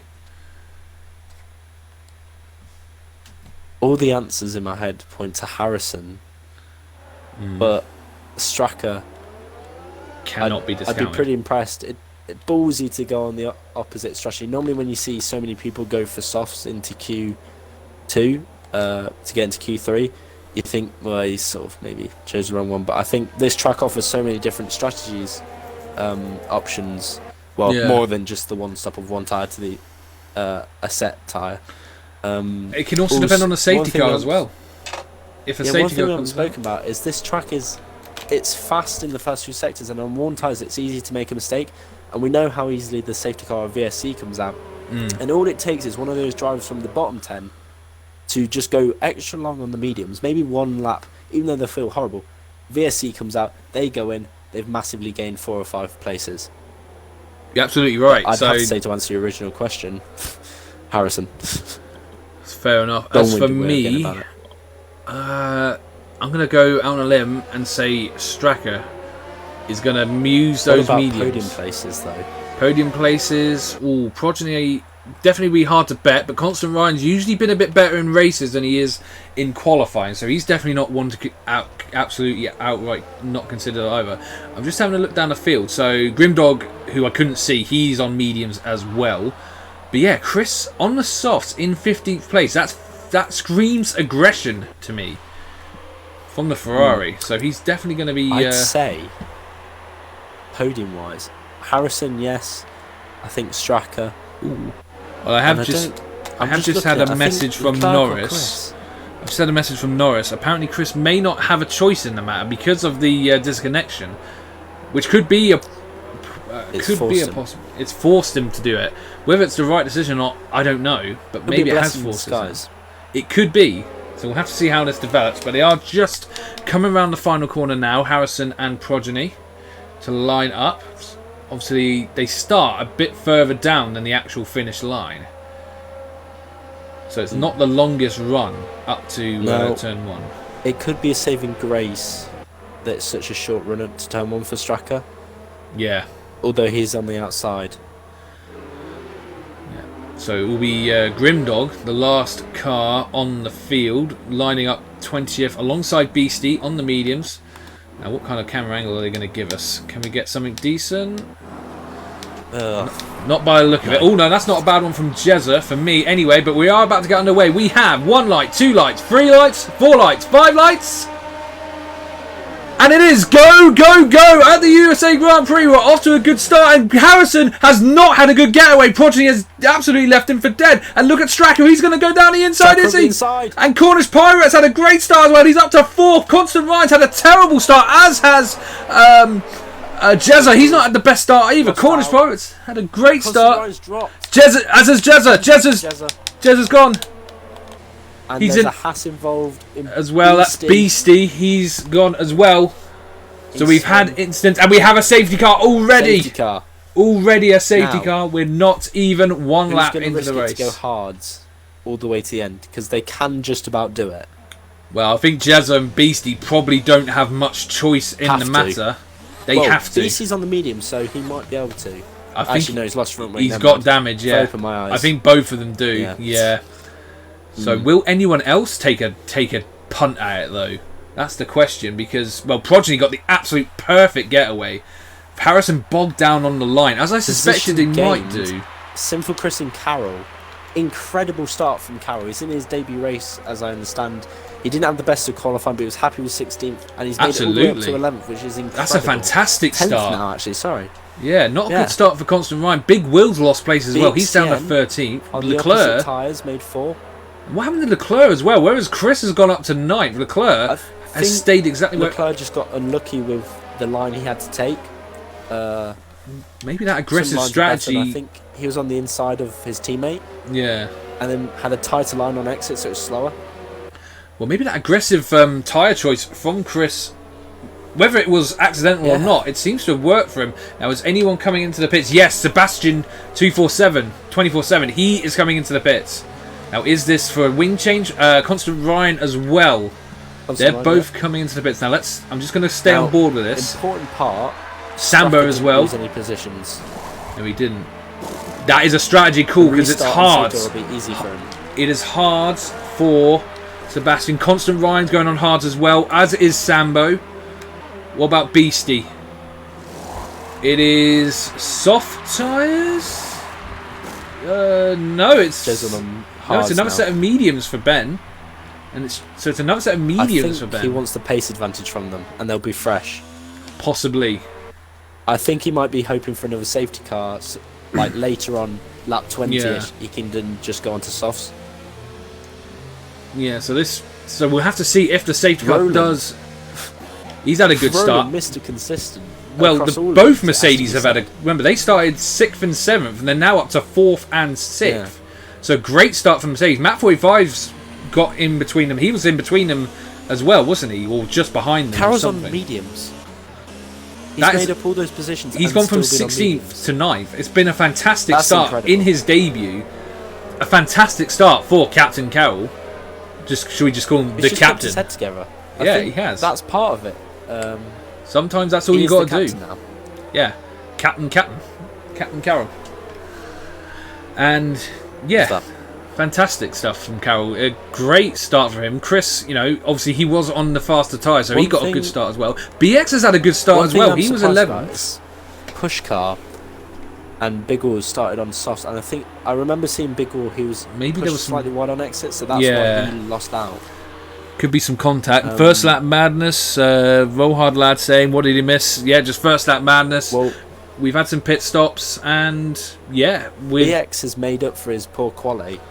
Yeah, he's on mediums and now 7th. And whereas before he was pace to be able to overtake the 4 in front, 3 in front. Before he had 8 cars between him and Stracker. Now he only has 3 between him and Stracker. So BX, they're all going to fall away. He is the type that can take advantage of chaotic races. He did that in Austria to win. So BX knows what it's like to take advantage. Racer as well. Yeah. There's a famous phrase got the muscle to back up making some moves. Well, there's a famous phrase in the wrestling fraternity, which is where there is chaos, there is opportunity. And yeah, very much so for the likes of BX, Carroll, Chris. Where there is chaos, Roland as well. Where there's chaos, there is definitely opportunity. So we'll have to see if this race. One thing I will say that saves Leclerc is he's on mediums.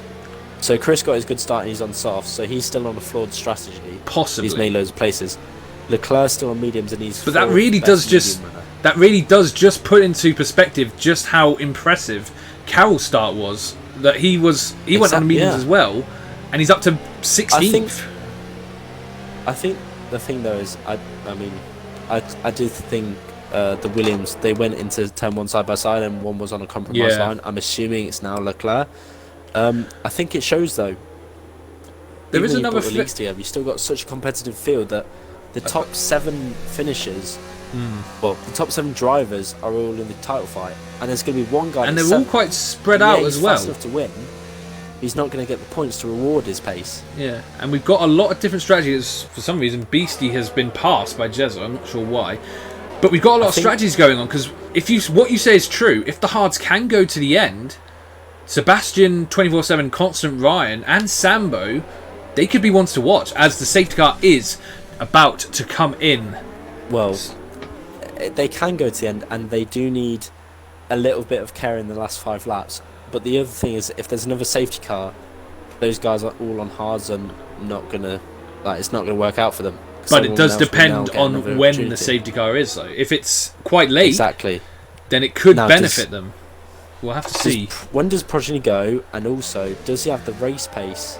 Yeah. It looks like he's tried to go. He's tried to go, and I think he might have No. No, he's timed back. it poorly. He's timed it poorly. He's had to back off again. Poorly. The safety car is now in the pits. Now Progeny can go, but he's going to hold him up now as he goes through the final Into the corner. last corner. And Harrison, I think he's got us right, actually. Stracker's got a good restart. He has had a good restart, so we're underway once again at America. And so it's Bull Progeny leading the way from Harrison, from Stracker, from Cornish Pirate. Matt 45 is 5th, Roland Leclerc 6th. make a move on Will at the back, and he goes for it. BX, meanwhile, has got the move done on Roland, or has he? Roland is side by side. On Dom. Side by side action between BX and Roland for 6th. And Roland's had to back out, and Chris has jumped ahead of him because of it. Very opportunist Chris. move. He's making the most of the soft tyres. Very much so. He's Another up to big 7th. mover, Sebastian. On hard, he's now made the move, and Leclerc is still in 15th. He's dropped a position. He was up with Big Will. That's a great start for Sebastian, you're right. Now, I know for a fact Sebastian, he's usually... Last time I saw him on safety car restarts, he was usually not very good at them, but he's got it absolutely right this time, and he's up to 13th. Beastie on the Sambo. Leclerc's got Dom ahead of past him the as well. tyres. Don't think he's going to have him for long, Leclerc though. was behind. Done for the move. Done it. Completed. Beautiful. Nice clean. Oh, Leclerc. Stracker's... Nothing from what I'd expect. Meanwhile, Stracker has dropped 2 positions to both Cornish Pirate and Matt 45. So maybe those mediums aren't quite switching on because of those safety car because of the safety car restart. Yeah. So Stracker has lost 2 Carroll's positions. Lost out, but he's on medium, so it's he's on the better strategy. So I think for Carroll and guys like him, I wouldn't worry. Although it looks like he has front wing damage because he's just struggled to take the Turkey style right-hander. Yeah. So meanwhile, Bull Progeny fastest lap, 36.5. Don't need to worry about losing positions too much because they've got the long game. As Big Will's got a horrible exit behind Carroll, and it now looks like Grimdog might be able to take advantage of that, but he's not quite close enough. No. Jezza goes for a lunge on Dom into turn 1. He does. Stopped. He's Yes, made he it can. done. Good move by Don. And Beastie has made a lunge on Sambo, using those medium Chris is tyres. right at the back of Stracker now as Matt's got past Stracker. Yeah, they're both, like I said, Stracker's lost 2 positions somewhere, but he's just got to be patient. He is still arguably on the better strategy than the 3 ahead of him, so the 4 ahead of him, I should say. And they're not getting away from Tell that you what, massively. Grimdog's on the attack here. He's having a look at Will, but he's thought better of it, maybe hoping for DRS instead of going for a silly lunge.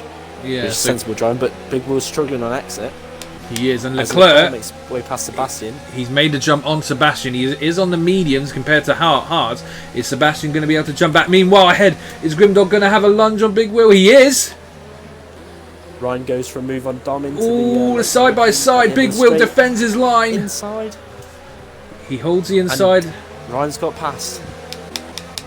So Ryan has passed Dom for 16th place. Dom is falling down the field at the moment. He's down to 17th. Ooh, he's wrestling that racing point for some reason. And ooh, that's very wide line from Harrison in the penultimate corner. Let's hope that wasn't purposeful. Harry's Now, still got all this front wing, so I think he's just struggling on tyres more than anything. Yeah, so DRS is now enabled. Now Sinful Chris has got Jez's- past Stracker as final well. Corner, Jez's forced his way past Sebastian. And look at Chris is having a lunge at Matt 45. There's contact, definite contact between the two. He had a look, had to bail out of it. He's still got both end plates. Thank God. And Leclerc has And got the move Leclerc's done on made it Big past Will. Big Will. He has. Big Will was struggling on exit on those soft tyres. I think maybe he's So- struggling from them doing more laps. Yeah, his tyres might be starting to cry uncle here, which is a shame. And now Leclerc is closing in on TES Carroll after the fantastic start. He hasn't quite been able to translate that into great pace. He's dropped off of Pushkar. The two Renaults are making a big push from the back of the grid at the moment. They, considering what happened at the start, They really are. Grimdog on softs, and Jez is putting in an amazing performance on those hards. He's Meanwhile, put some Chris- distance between him and the other hards. Chris has used DRS to get past Matt 45. He's now up to 4th from 15th on the grid. And Leclerc is past Leclerc's Carroll, is he? past Yes, he Carroll. is. It looked a fairly simple Now, will move. his teammate help him if he catches him, or hinder him like Quali? And Jez is up the inside of Grimdog, but Grimdog's fighting back. No team Oh, orders. no team orders here. They are fighting hard. 3 second time penalty for Sebastian, who is down in 15th place. So at the moment, it looks as though Jez is the one to watch on those hards. Oh, very wide. And Sebastian is trying to take advantage of it, and he does so. Oh, fantastic move from Forceful at the Sebastian. beginning, but good move. Very good move indeed. Oh, Oh, Sebastian's run wide. he has. And what about up front? Has anyone gone for a move? Is anyone going to try anything? No, I think not. Stracker's going to be careful of BX now, because Yeah. BX is on the same tyres and Stracker needs to be the lead medium runner. Absolutely, BX is making his point here. He knew. I think we all knew he probably could have gone a bit faster than he did in qualifying, and he's making that point very clear as he's now right on the back of Stracker. Whereas they started 3rd and 11th, they are now Big pretty Will much. challenging Carroll. There's not really anywhere to Grimdog's got pass a in 3 that second time penalty. Silverstone-esque chicane area. There's not really any way to pass unless someone makes a mistake. Sambo is struggling, and Sambo has actually spun at the S's. He's down in 19th and not enjoying those hard tyres by the look of it. And Harrison is going for a move for the lead of the Grand Prix, but Bull Prodigy takes the inside line. But I think Harrison has swapped round. He has. And Harrison takes the lead of the Grand Prix. And BX has Meanwhile, jumped Stracker BX as well. Past both Stracker and Matt. And Stracker has passed Matt 45 as well, has he? Battling. They are. Yeah. And Stracker's got through. So Matt 45, is that a sign of his tyres starting to... Well, I think Matt 45's having a go again. Stracker and Matt were racing. He's trying to fight back. Oh, good effort. Good effort, but not I late, don't so think good there's anything you can do. You can't say he didn't try, but Yeah, I think what happened there was Matt and Stracker were fighting, and I think in their battling they both ran wide, or wider than they should have, and BX then just swooped through. Great move by BX. fantastic Big stuff. Will all over the back of Carroll. Yeah, Carroll seems to be struggling for pace. After his absolutely fantastic start, he hasn't been able to keep the pace up, and now Big Will is going for a move for 11th place. And he's got through, has he? Yes, he has. And oh, he's got to watch out for Jezza on the side as well. Oh, Constant Rider's gone up the inside of Grimdog, and Grimdog's got the cutback. Not quite able to make the Tell you move what, stick. Jezza and Sebastian are carving their way through the field on those hards. Oh, Grimdog on the inside of Carroll. They're doing very well. They're up to 13th and 14th at the moment, whereas Constant Ryan's still down to 16th. Sambo, also on the hards, has I think he's lost his wing, and he's pitting again. He's well off the pace, He's in in fact. the gravel when I saw him. Yeah, so So I Sambo's think he's not. made a mistake. Yeah, and I think he's left, in fact. So Rodgers sticking with Harrison. he is, and they both distance themselves from Cornish Park. Meanwhile, speaking of Cornish Park, Chris is trying to attack the Mercedes. Ferrari versus Mercedes has contact. Chris has been forced offline. Oh, but there's more contact. contact more. Oh, I think that's very aggressive on Chris's part. Ryan. That was Cornish Park got past holding his Grimdog. line. Yes, he has. So Constant Ride's up to 15th. The hard runners are doing solidly here. 13th, 14th, and 15th. There will be ones to watch later on. And now the question is, when do these soft runners pit? Yeah, because it is lap 9, but we did have a safety car, but it was only for a few laps, so... But you've got to think, the think longer maybe this lap 10. goes on, the more this plays into BX and Stracker's hands. They're the medium runners that Although have the high ground. Stracker's become detached from BX. Slightly, yes. Does he have damage on his... I don't think he does. No, his wing looks fine. So maybe it's... If you do look, though, he has more ERS than BX, so maybe he's just taking it conservatively here. If you look at the wheels... Although I think that's because BX is right behind Chris and Cornish, and Yeah. Cornish is doing a great job. of defending, and Chris, I think, is starting to get frustrated behind that Mercedes, and he's going for a very risky move.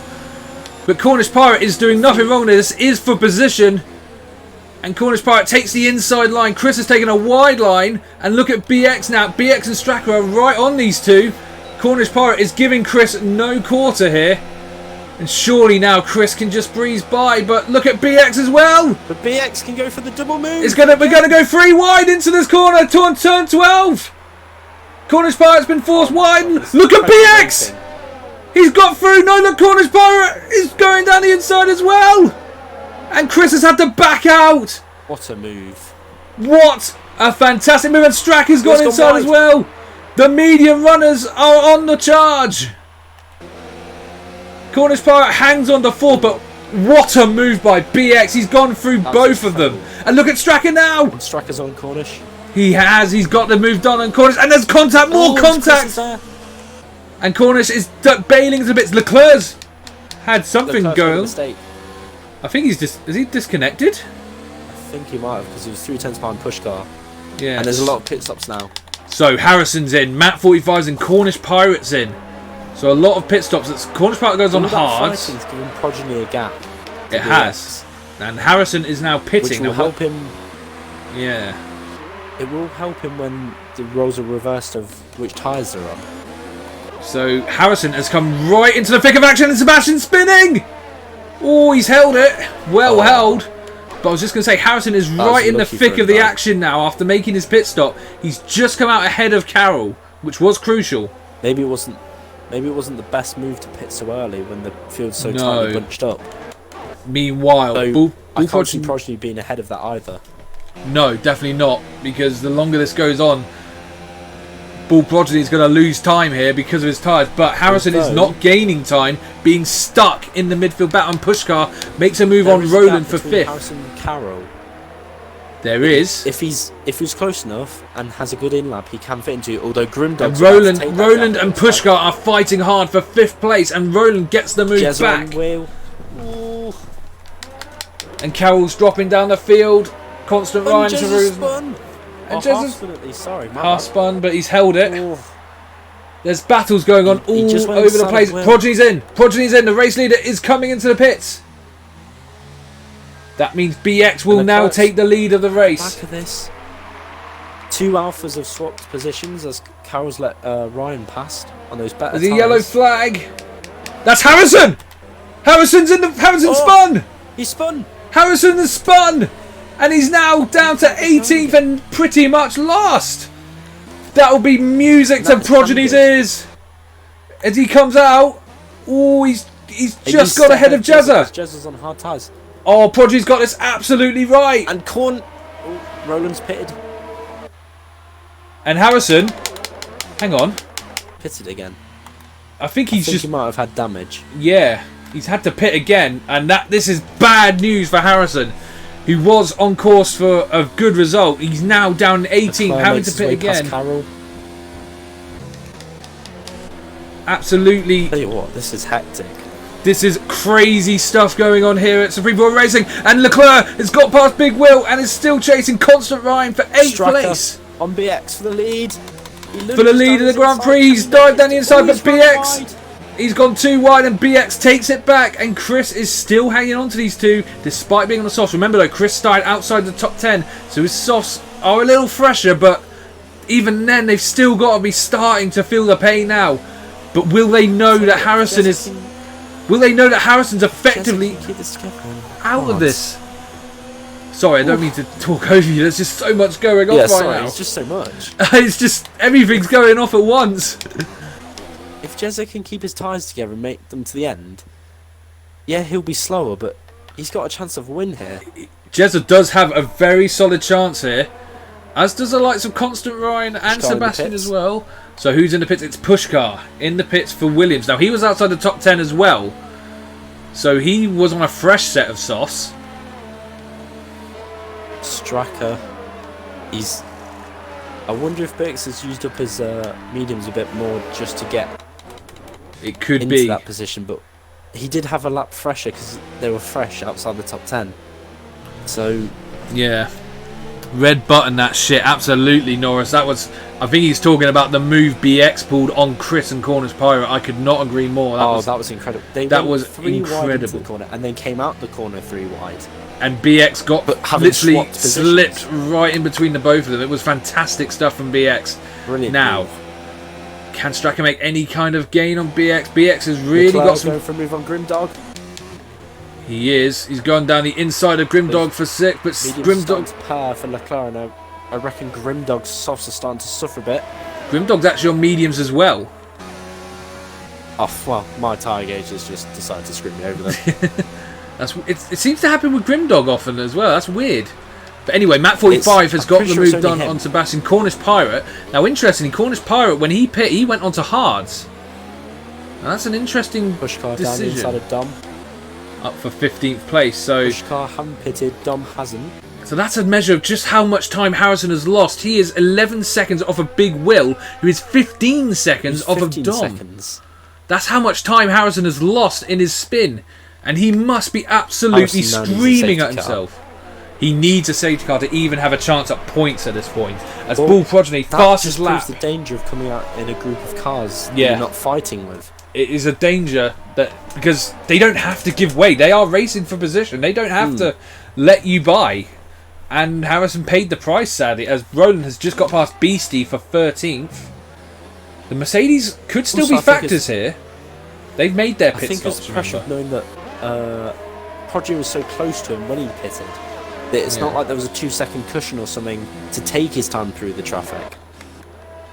So Grimdog is still got Constant Ryan for company, and Chris has gone 12 laps on those. I mean, yes, there was a safety car, but he's really Very stretching fresh. that They out. were fresh though.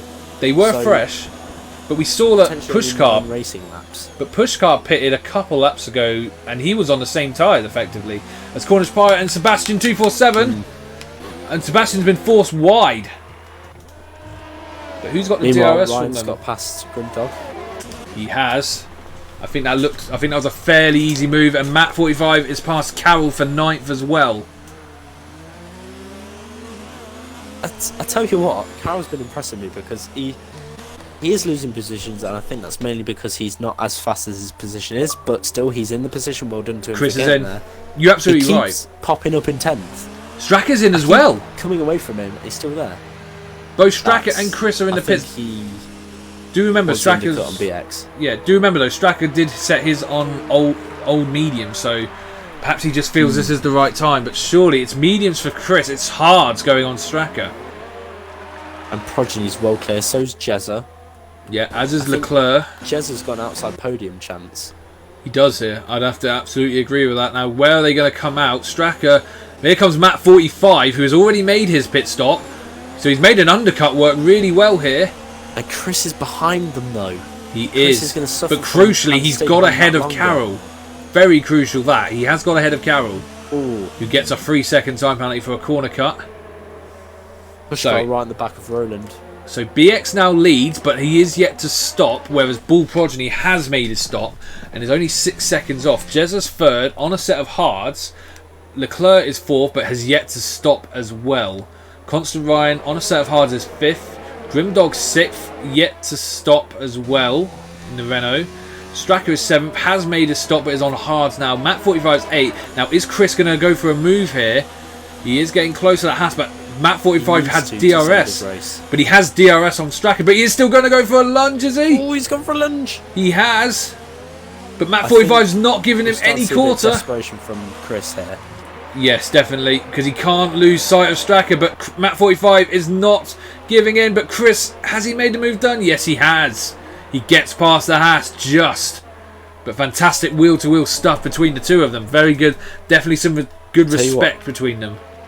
Leclerc is playing himself into a good finish here, considering he had such a horrible start to the race and a bad qualifying. He's just calmly made his way through the field, made nice clean moves, and he's caught himself onto the back of Jezza. He does need to pit again, but Yeah. if there's another safety car, Leclerc's played himself in there.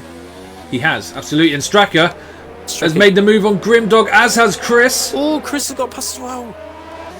Very opportunist again Chris from on Chris. Fresher tyres for me. He's like the edge of racing, the ultimate opportunist. That's one for the wrestling fans as well.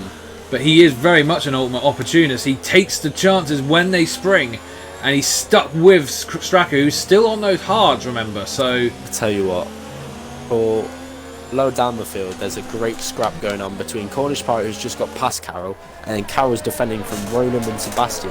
Carroll has not pitted, or he's pitted on the first lap. and Roland is through. And Roland's just dive bombed. He has. Oh, Roland's beautiful doing move there. very Nice well, and he's control on the keeping brakes. with Cornish Leclerc's Pirate. made a move on Jezza. He has. He's got up to third place, has he? As has Chris. Chris has moved on Stracker. Striker. That's crucial. And that could be a sign of Thing the is, though, tyres. Can Chris's tyres make it in the better shape than Stracker's? Because Stracker's on the harder tyre. Stracker's gone quite conservative here on tyres. I think he had no choice. But Yeah. Well, I think this might play into his hands because Chris's tyres will fade away at the end more than Stracker's. So he might be able to get him back, but he needs to keep it. He needs to stay within his second and a half for that to then come back his way. we'll have to see how that progresses, because it's hard to say who's made the right strategy clear. I mean, Stracker had no choice because he pitting that early. He had to go on to the hards. Chris, obviously, from the softs had to go to the mediums, but could have gone hards if he wanted to. For BX and especially Leclerc now, they need to go. Roland, there's been a swap. Cornish Pirate has let Roland go. Roland's But deep, though. and Cornish Pirate's taking the move back. So maybe that isn't a swap. Maybe they are racing for position. And Carroll's waiting in the wins. Roland has to concede, as he says. Yeah. I think I've commentated Curse Harrison because I said I couldn't see anyone else winning, and he's just got another 3-second time penalty. I think, or maybe he's only one, but he's still got one, and he's at the back. And You can tell he's pushing hard. I mean, he's got the gap down to. He's got a VSE. He's got the gap down to 6 seconds on Big Will. I mean, he needs a physical safety car, not on a VSC. Meanwhile, Progeny is setting lap time after lap time as Chris gets past Constant Ryan, who is on the hards, remember. He's been on those hards since lap 1, pretty much. Now, and there's another swap. Roland again. Of BX. Once again, Roland gets past Cornish Pirate, and this time it's for good. Cornish Pirate does not fight back. So Roland is now into the points as BX comes in. BX is into the pits. So he thinks he can go. And Pushkar all over the back of Carroll now. Yeah.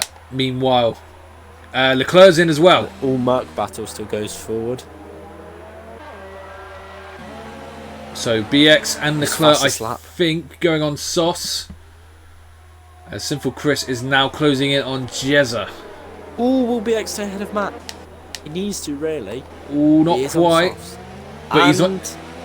He pushes him slightly wide. He's just ahead of Matt 45. What about Leclerc though? He's dropped right down to 13th place, but he has got a bit of clear track ahead of him. He's got Beastie ahead of him on a set of mediums. Grimdog, Carroll and Dom pit for their first pit stop. Yeah. And Harrison is still, he's ahead of Carroll and Dom. Just. Now Harrison's soft, so maybe that'll give them pace. Could do. We'll have to see. So Prodigy now leads by 13 seconds. He's run. As long as there isn't a safety car, I don't think anyone's going to catch him. But I'm not going to jinx it. Making a move on Jezza. I don't think Jezza fought that one too hard. He knew he had no chance of keeping Chris back, and he wisely. Same with Constant Ryan on Stracker. I think he just conceded that one. Didn't want to. I think the guys hoping to make the hards last have just seen their chance of a podium without another safety car or VSC. Yeah, sadly, Chris, Stracker and BX have been far too quick for that. And with Harrison not scoring points, Stracker in particular might see this as a good chance to really extend his lead, because he was 5 points ahead of Harrison going into this race. Points-wise, he was 9 ahead of Chris. Yep. But he's going to lose. There's fighting going on at the back. Harrison and Carroll are fighting. Carroll's past Harrison. And Leclerc's made his way past Beastie. So Carroll has passed the second place in the championship. Harrison on those fresh softs. Impressive debut, I have to say. He may be not in the points, but it's his debut. He was happy with 16th. I think that sort of maybe shows the pace where he's looking to be. And good mentality as well. From him. Now, Constant Ryan has not made any mistakes. He hasn't, no. He's got a few corner cut penalties, but that's so hard not to do on this track. Yeah, Constant Ryan, Constant Ryan gets one as well. Constant Ryan did concede to BX as well, so BX now has Stracker right ahead of him, who's closing in on Jezza. They crucially need to get this move done. Still behind Cornish, and Pushkar not far behind them on a lap fresher tyre. Yep. So that's an interesting battle to keep an eye on for 8th place. Striker past Jezza. Yes, he has. What about BX? Not quite. And look at Matt 45 having a look at Constant Ryan for 6th place. And they're still side by side, are they? Yes, they are. Oh, Matt 45 forced him wide and Constant Ryan's in the spin. Constant Ryan's lost it. He's reset the car.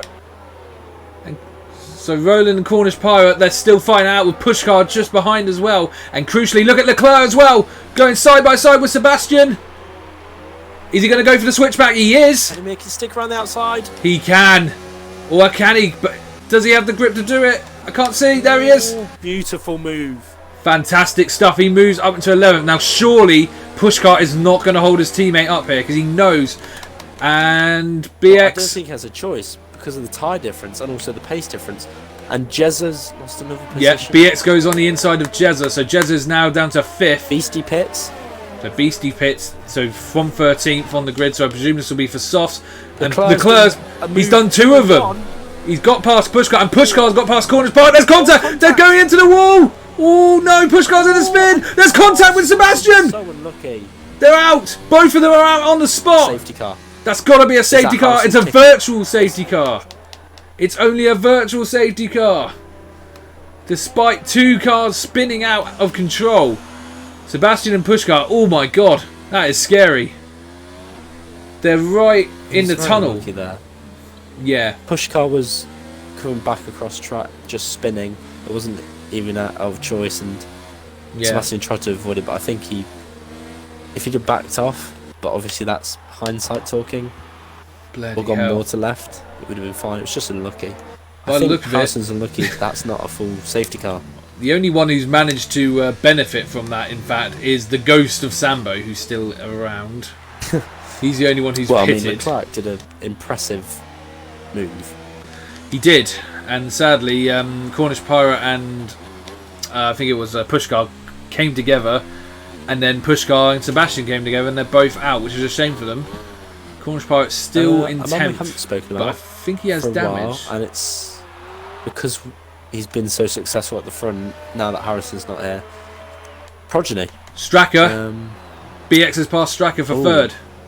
Yeah, Progeny has basically, he's been on the right strategy, really, I think, as it stands. You know, the whole time. Yeah, He's just Harrison. had it clean. Harrison was on the same strategy, but Harrison when he Cloud to pit, 7th. yeah, Roland, good Sorry, racing. there's so much going on. I It's want Constant Ryan has to make pitted. sure that we at least acknowledge their moves. Yeah, Constant Ryan's out of the Right. points now. He's down to 12th, 13th, 14th. And look who it is. Carroll and Big Will. It is that 12. they're on the fringes of points. So if there's another retirement, it could be an interesting fight between the 2 of them. But we still have 8 laps to go after this one. But as it stands, Progeny is fairly comfortable at the front at the moment. With the only person that was challenging him, Harrison, had that massive spin as Matt 45 easily breezes past Jezza, but Jezza's not going to give in. He's not. He takes a very wide He's gotta line. concede he's off track. Yeah, surely he's got to needs concede that. He is not conceding it though. But surely, yep, now he does. Oh no, he's still trying. Well, he's not conceded. He's just got a poor line. And He's now just. that's He's running one and going flat out. yeah, that That's sounds a like deserved time penalty. yeah. I think that's a bit of desperation because of the old tyres he's on. He's still trying to hang in there, but Yeah, I don't but I think he think- can. If he'd kept with his strategy of not fighting, it would have served him better than it has. Yeah. there. Fastest lap, meanwhile, goes to BX 135.4. He's now. As well as helping his own title fight, he could help Stracker's by overtaking Chris if he can pull the gap down. Absolutely. those I softs honestly, alive. I'm going to have to have a look after the Grand Prix and see where the title standings are going to be after this, because it's going to be a bit all over the place. Because 1, 2, 3, 4, 5 Well, of the titles. Stracker's Leclerc's in extenders. 7th. Well, Yeah. Actually, no. I don't know. Progeny's Stracker's- going to get a good haul of points as well, as is Chris, as is BX. Matt 45's going to get some okay points. Stracker's lead will be cut short, even though his closest challenger at the moment before Yeah. the race is outside of the points. The obvious biggest loser of this at the moment is Harrison, down in 13th. He is starting to close in Well- on Carroll and Will, though. There's a good 7-8 second gap between him and 10th. So he needs more mistakes, really. Because I don't think even he has that sort of pace, given the... That being said, Age of Cornish his tyres. Pirate has damage to his wing, and he's just been passed by Grimdog for 9th. So I think Cornish might be struggling a Right. little bit. Yeah, could do actually. If he can get past Carroll and Big Will, but they're on Ooh, younger times. that being especially said, Cornish Pirate gets back past Grimdog for ninth place. So we've got a nice little battle brewing between these two in the back end of the points. And Straka Straka gets 3 second another time 3 penalty. second time penalty. No, I'm not going to look at the penalties. I'm going to wait and see how they affect the race at the I'll end. have a look.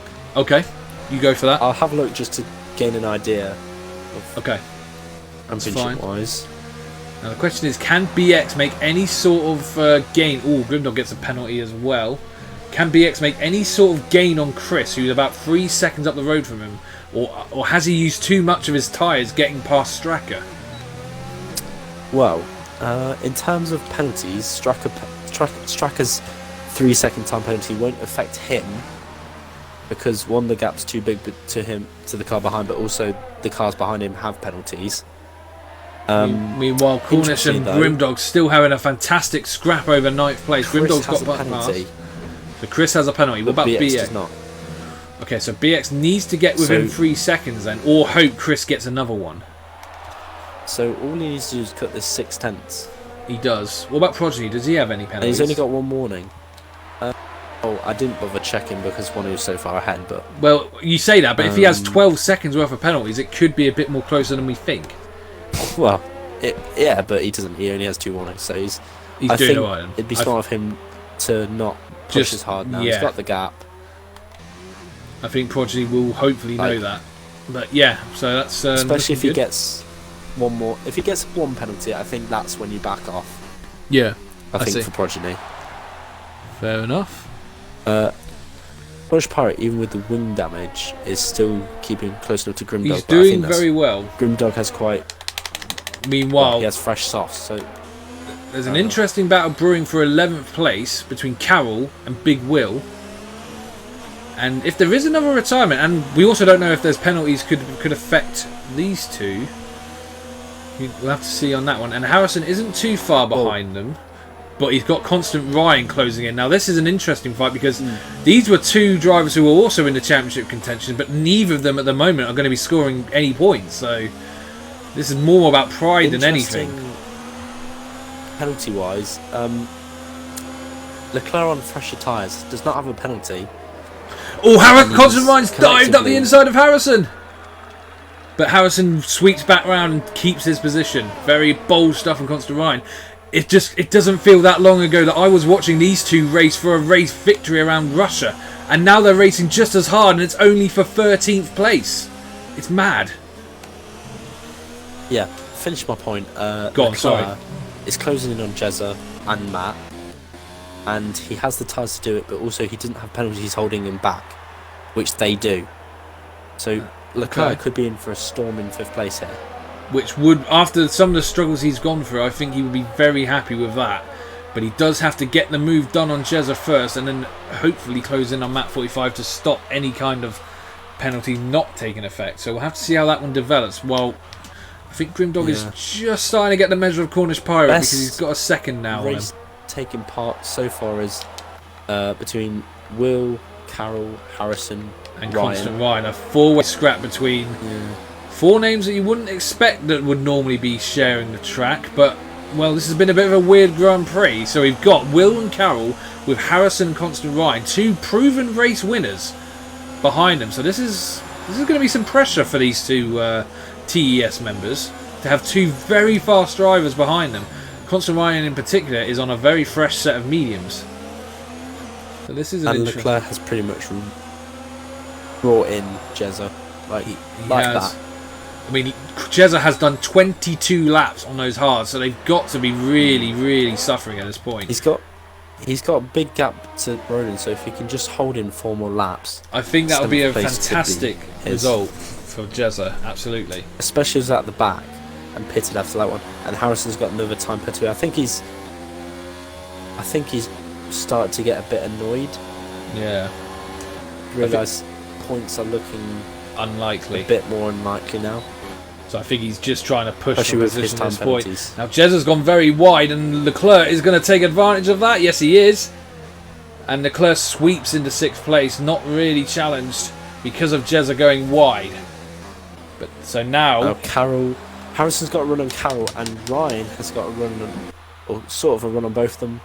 now And Harrison's made the move. he has. Harrison moves into 12. Carroll does not yield for his teammate though, not yet anyway. In fact, he's having another look at. If he had to, because they're both fighting for 0 points at the moment. Yeah, at this point, I suppose it isn't really worth it. I suppose, yeah, unless there's a massive crash up front, which I don't see happening in all honesty, because no one's really close to each other up front. I mean, also, Carroll's closer to Harrison than Ryan is to Carroll. No, you're Unless absolutely his right. soft tyres just suddenly die off.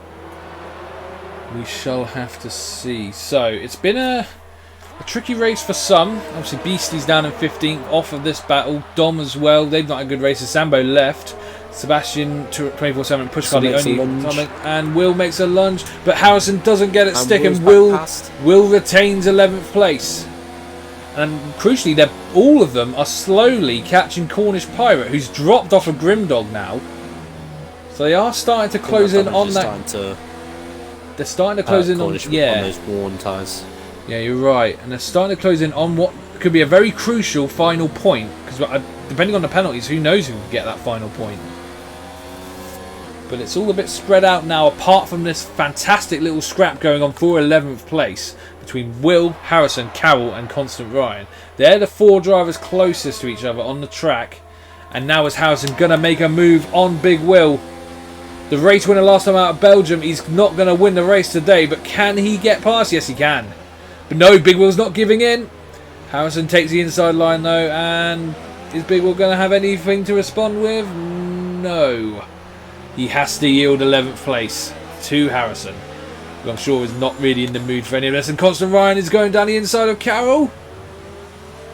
No, can't quite make the move stick. So there's definitely no team orders going on.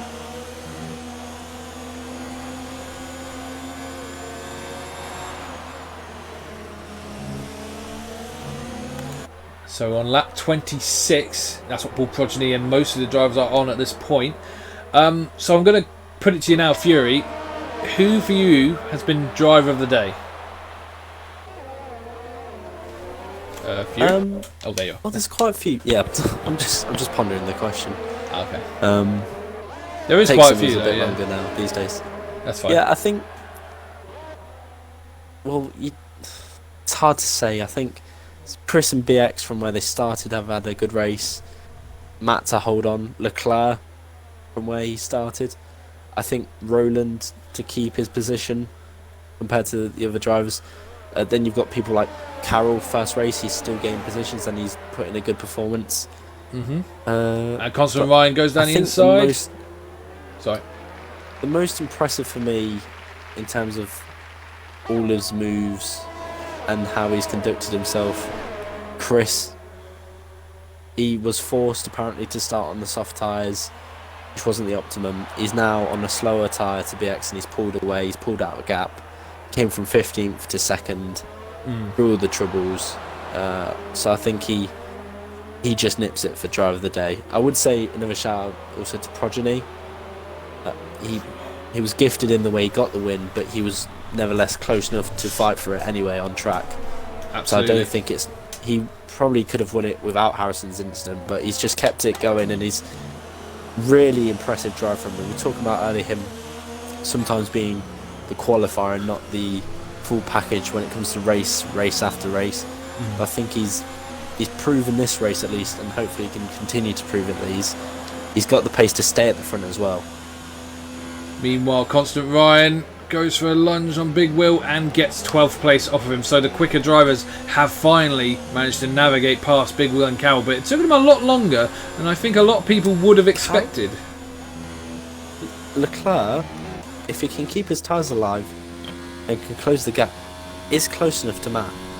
He is. So we don't know what penalties are going to do. As for me, for my driver, I don't know about driver of the day, but I'll tell you what I think move of the day definitely was. It was that absolute fantastic battle between Chris, BX and Cornish Pirate, where BX sliced through the two of them. I mean, BX deserves a driver of the day nomination just for that move alone.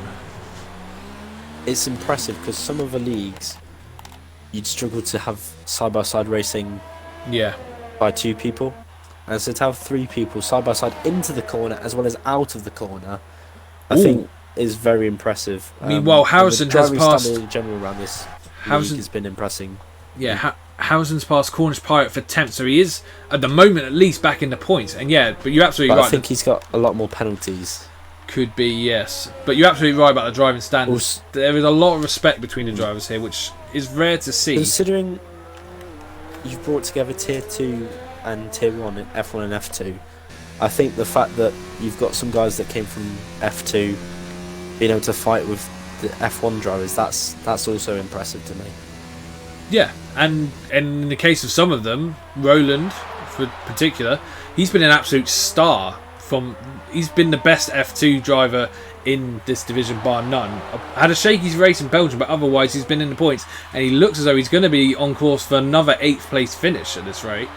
But I'm just going to go on board with Bull Progeny because we are on the final lap. He is just coming around the final few corners. He has pretty much controlled this race after what happened to Harrison after the pit stop, during the pit stop phases. But Bull Progeny still does not deserve to be discredited. He is coming around the final corner, and after manic race, Bull Progeny wins the United States Grand Prix in very dominant fashion. Now, Sinful Chris started 15th on the grid.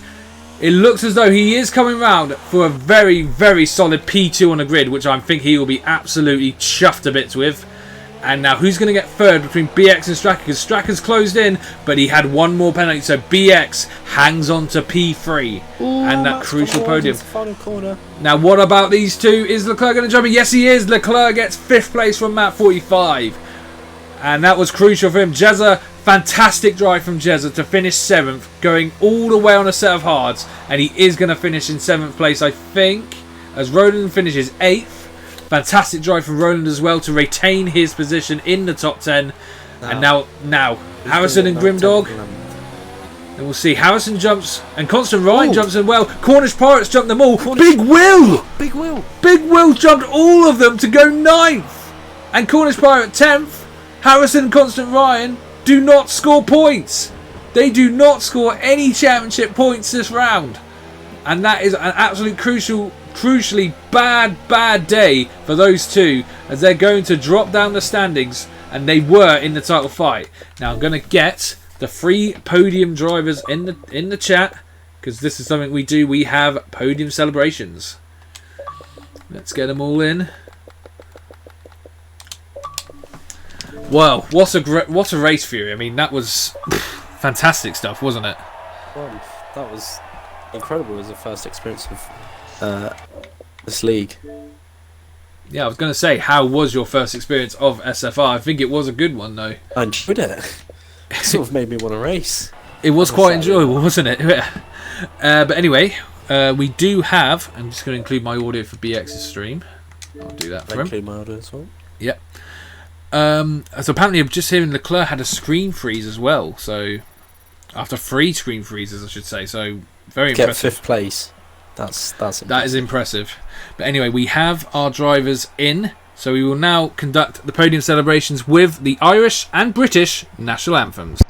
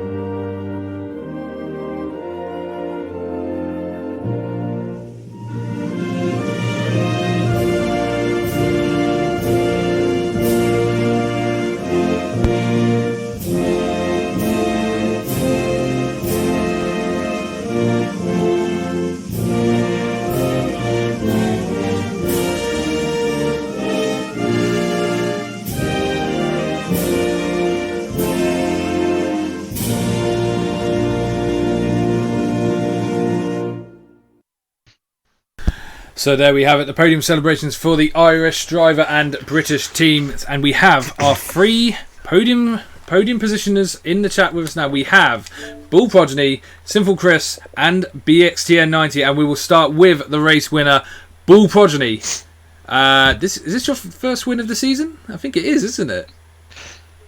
Since the restart, yeah. Yeah. So how does it feel to finally get that get the race win on the rebooted season? I mean, I think it's a longer time coming than it should have been, but yeah, it was inevitable to at least get one in. Absolutely. So obviously you had a fantastic start at the start of the Grand Prix. You managed to jump Harrison, and then obviously the safety car happened. What I want to know more than anything though is what were you thinking when you heard that Harrison had spun due to being in the midfield? I mean, I know that my only real other challenger would be Ryan and Chris, and I knew that Chris had that problem, so I mean, I was pretty confident then.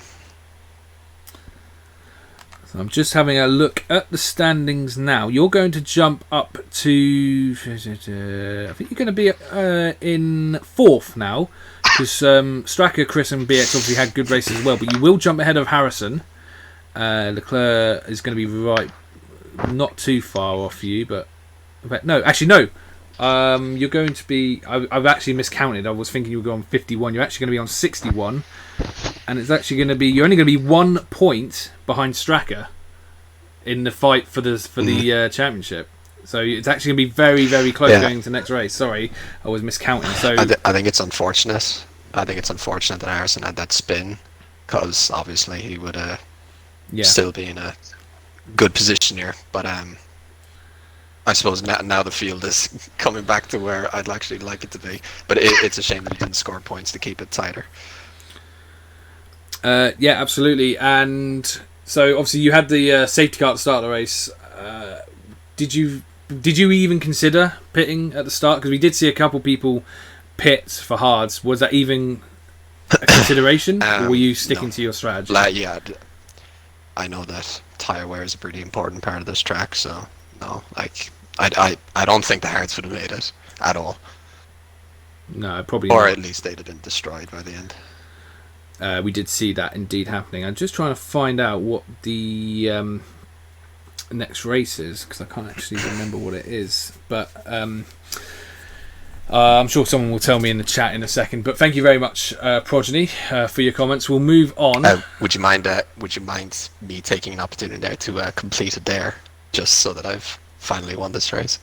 Absolutely. The floor is yours. Say what you wish. Oh, thank you for the floor. Thank you for the floor. Firstly, I just really want to congratulate all 5, count them 5 members of the audience that were supporting me here today.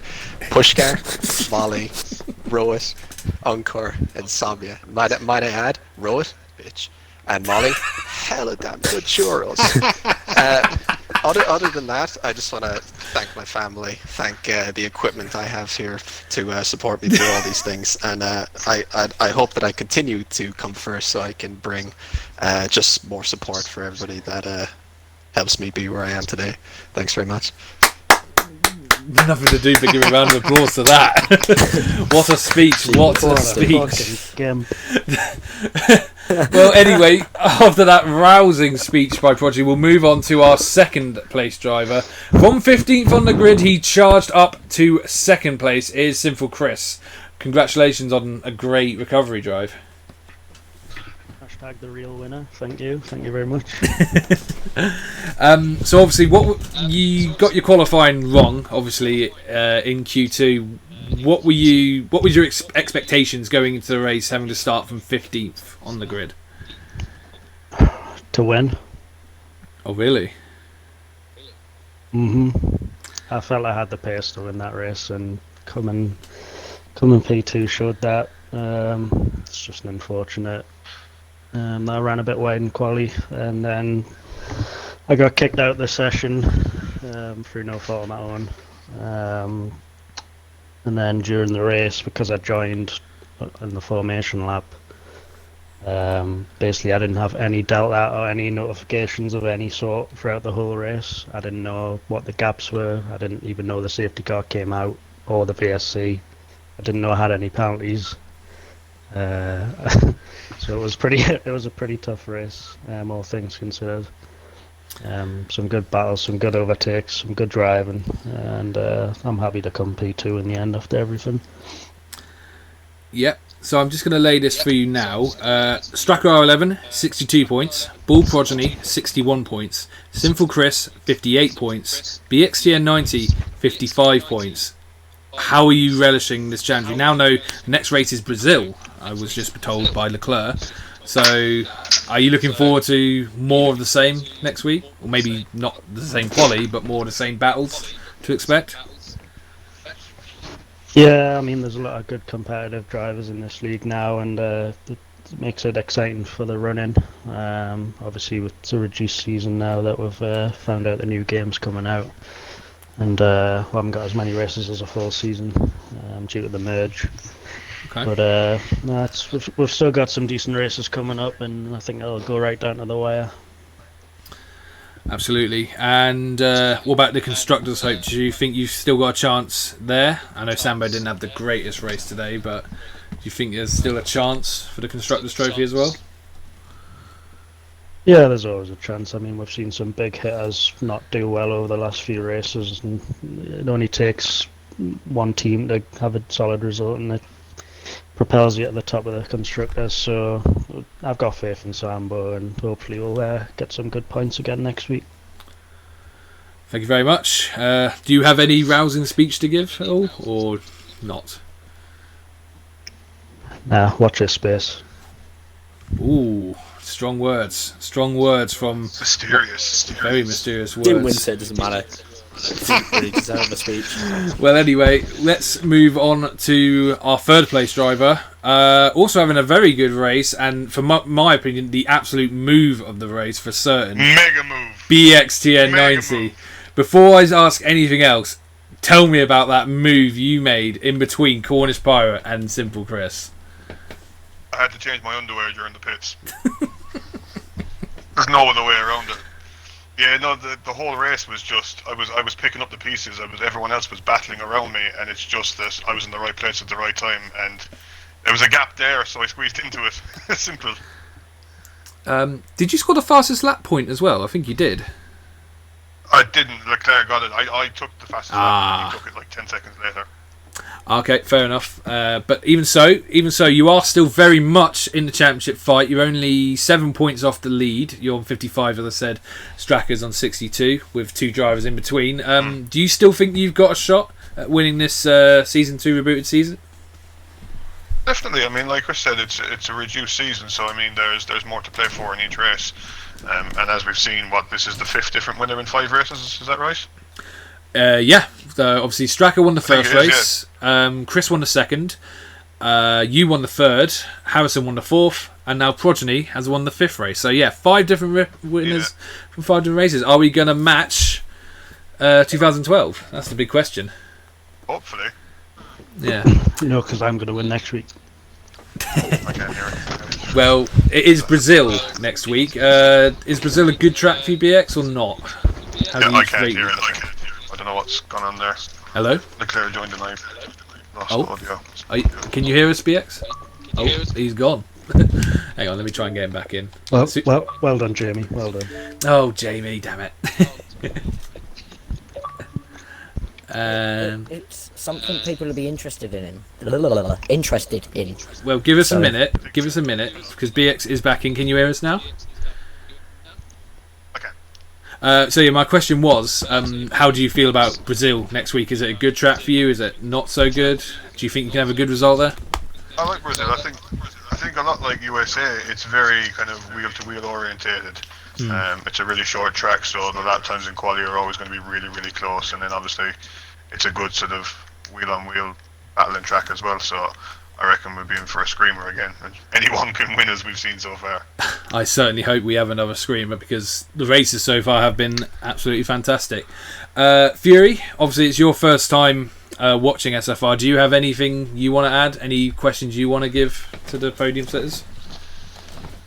Not really, but in terms of just watching it, not even commentating it, it was actually an enjoyable league race to watch without me being involved in it at all. And then commentating wise, it was a pleasure to commentate and actually see mainly a largely clean race where people could actually show off their ability to overtake, but also show their paces.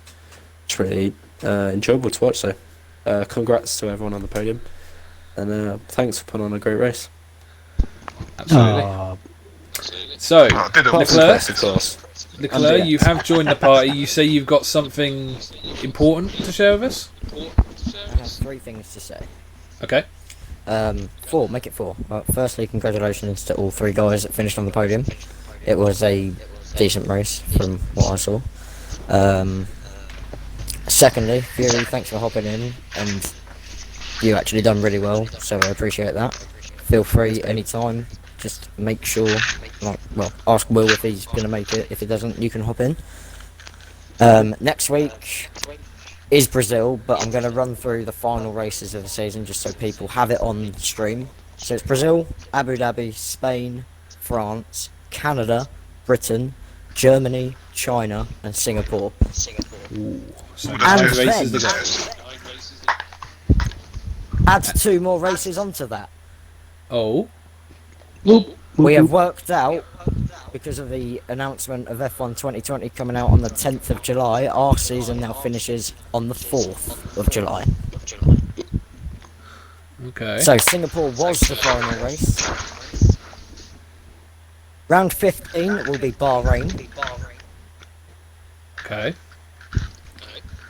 and the final race of the season will be Monza. Ooh, Monza as a fight I finale. win again. I win again. Duh, duh, duh, duh. Well, I certainly hope the championship holds out. I hope the championship holds out all the way to Monza, because that would be a tantalisingly tasty final race of the season. So, thank you very much to Claire for letting us know about that. No worries. Since I haven't actually said it all stream, I better say it now. If you have enjoyed the race that we put on for you, please do give us a like on the Twitch page. Do follow us on Facebook as well at /SFRXF1. We have Twitter as well at SFR_F1. And while we don't have a URL for it yet, we do have a YouTube page, Supreme Formula Racing. Just go search it up, and we do put all our races replayed on that for you to watch. So please do support us. You know, we just want to put on a good show for everyone, and we appreciate all of the feedback and comments we get, so thank you very much. But anyway, I think that is all we have time for tonight. So as stated, next weekend it is Brazil next weekend, which is one of my favourite personal tracks for racing. Shut up. Don't think I didn't hear that. But anyway, that will be it for now. Oh, get rid of that. And yeah, I have been Lightshot16. I've been joined by Fury. Thank you very much for jumping in the commentary with me. Thanks. And yeah, we will see you next time at the Supreme Formula Racing for the Brazilian Grand Prix. Not a Brazilian, the Brazilian Grand Prix. Oh, I like a Oh Brazilian. dear God,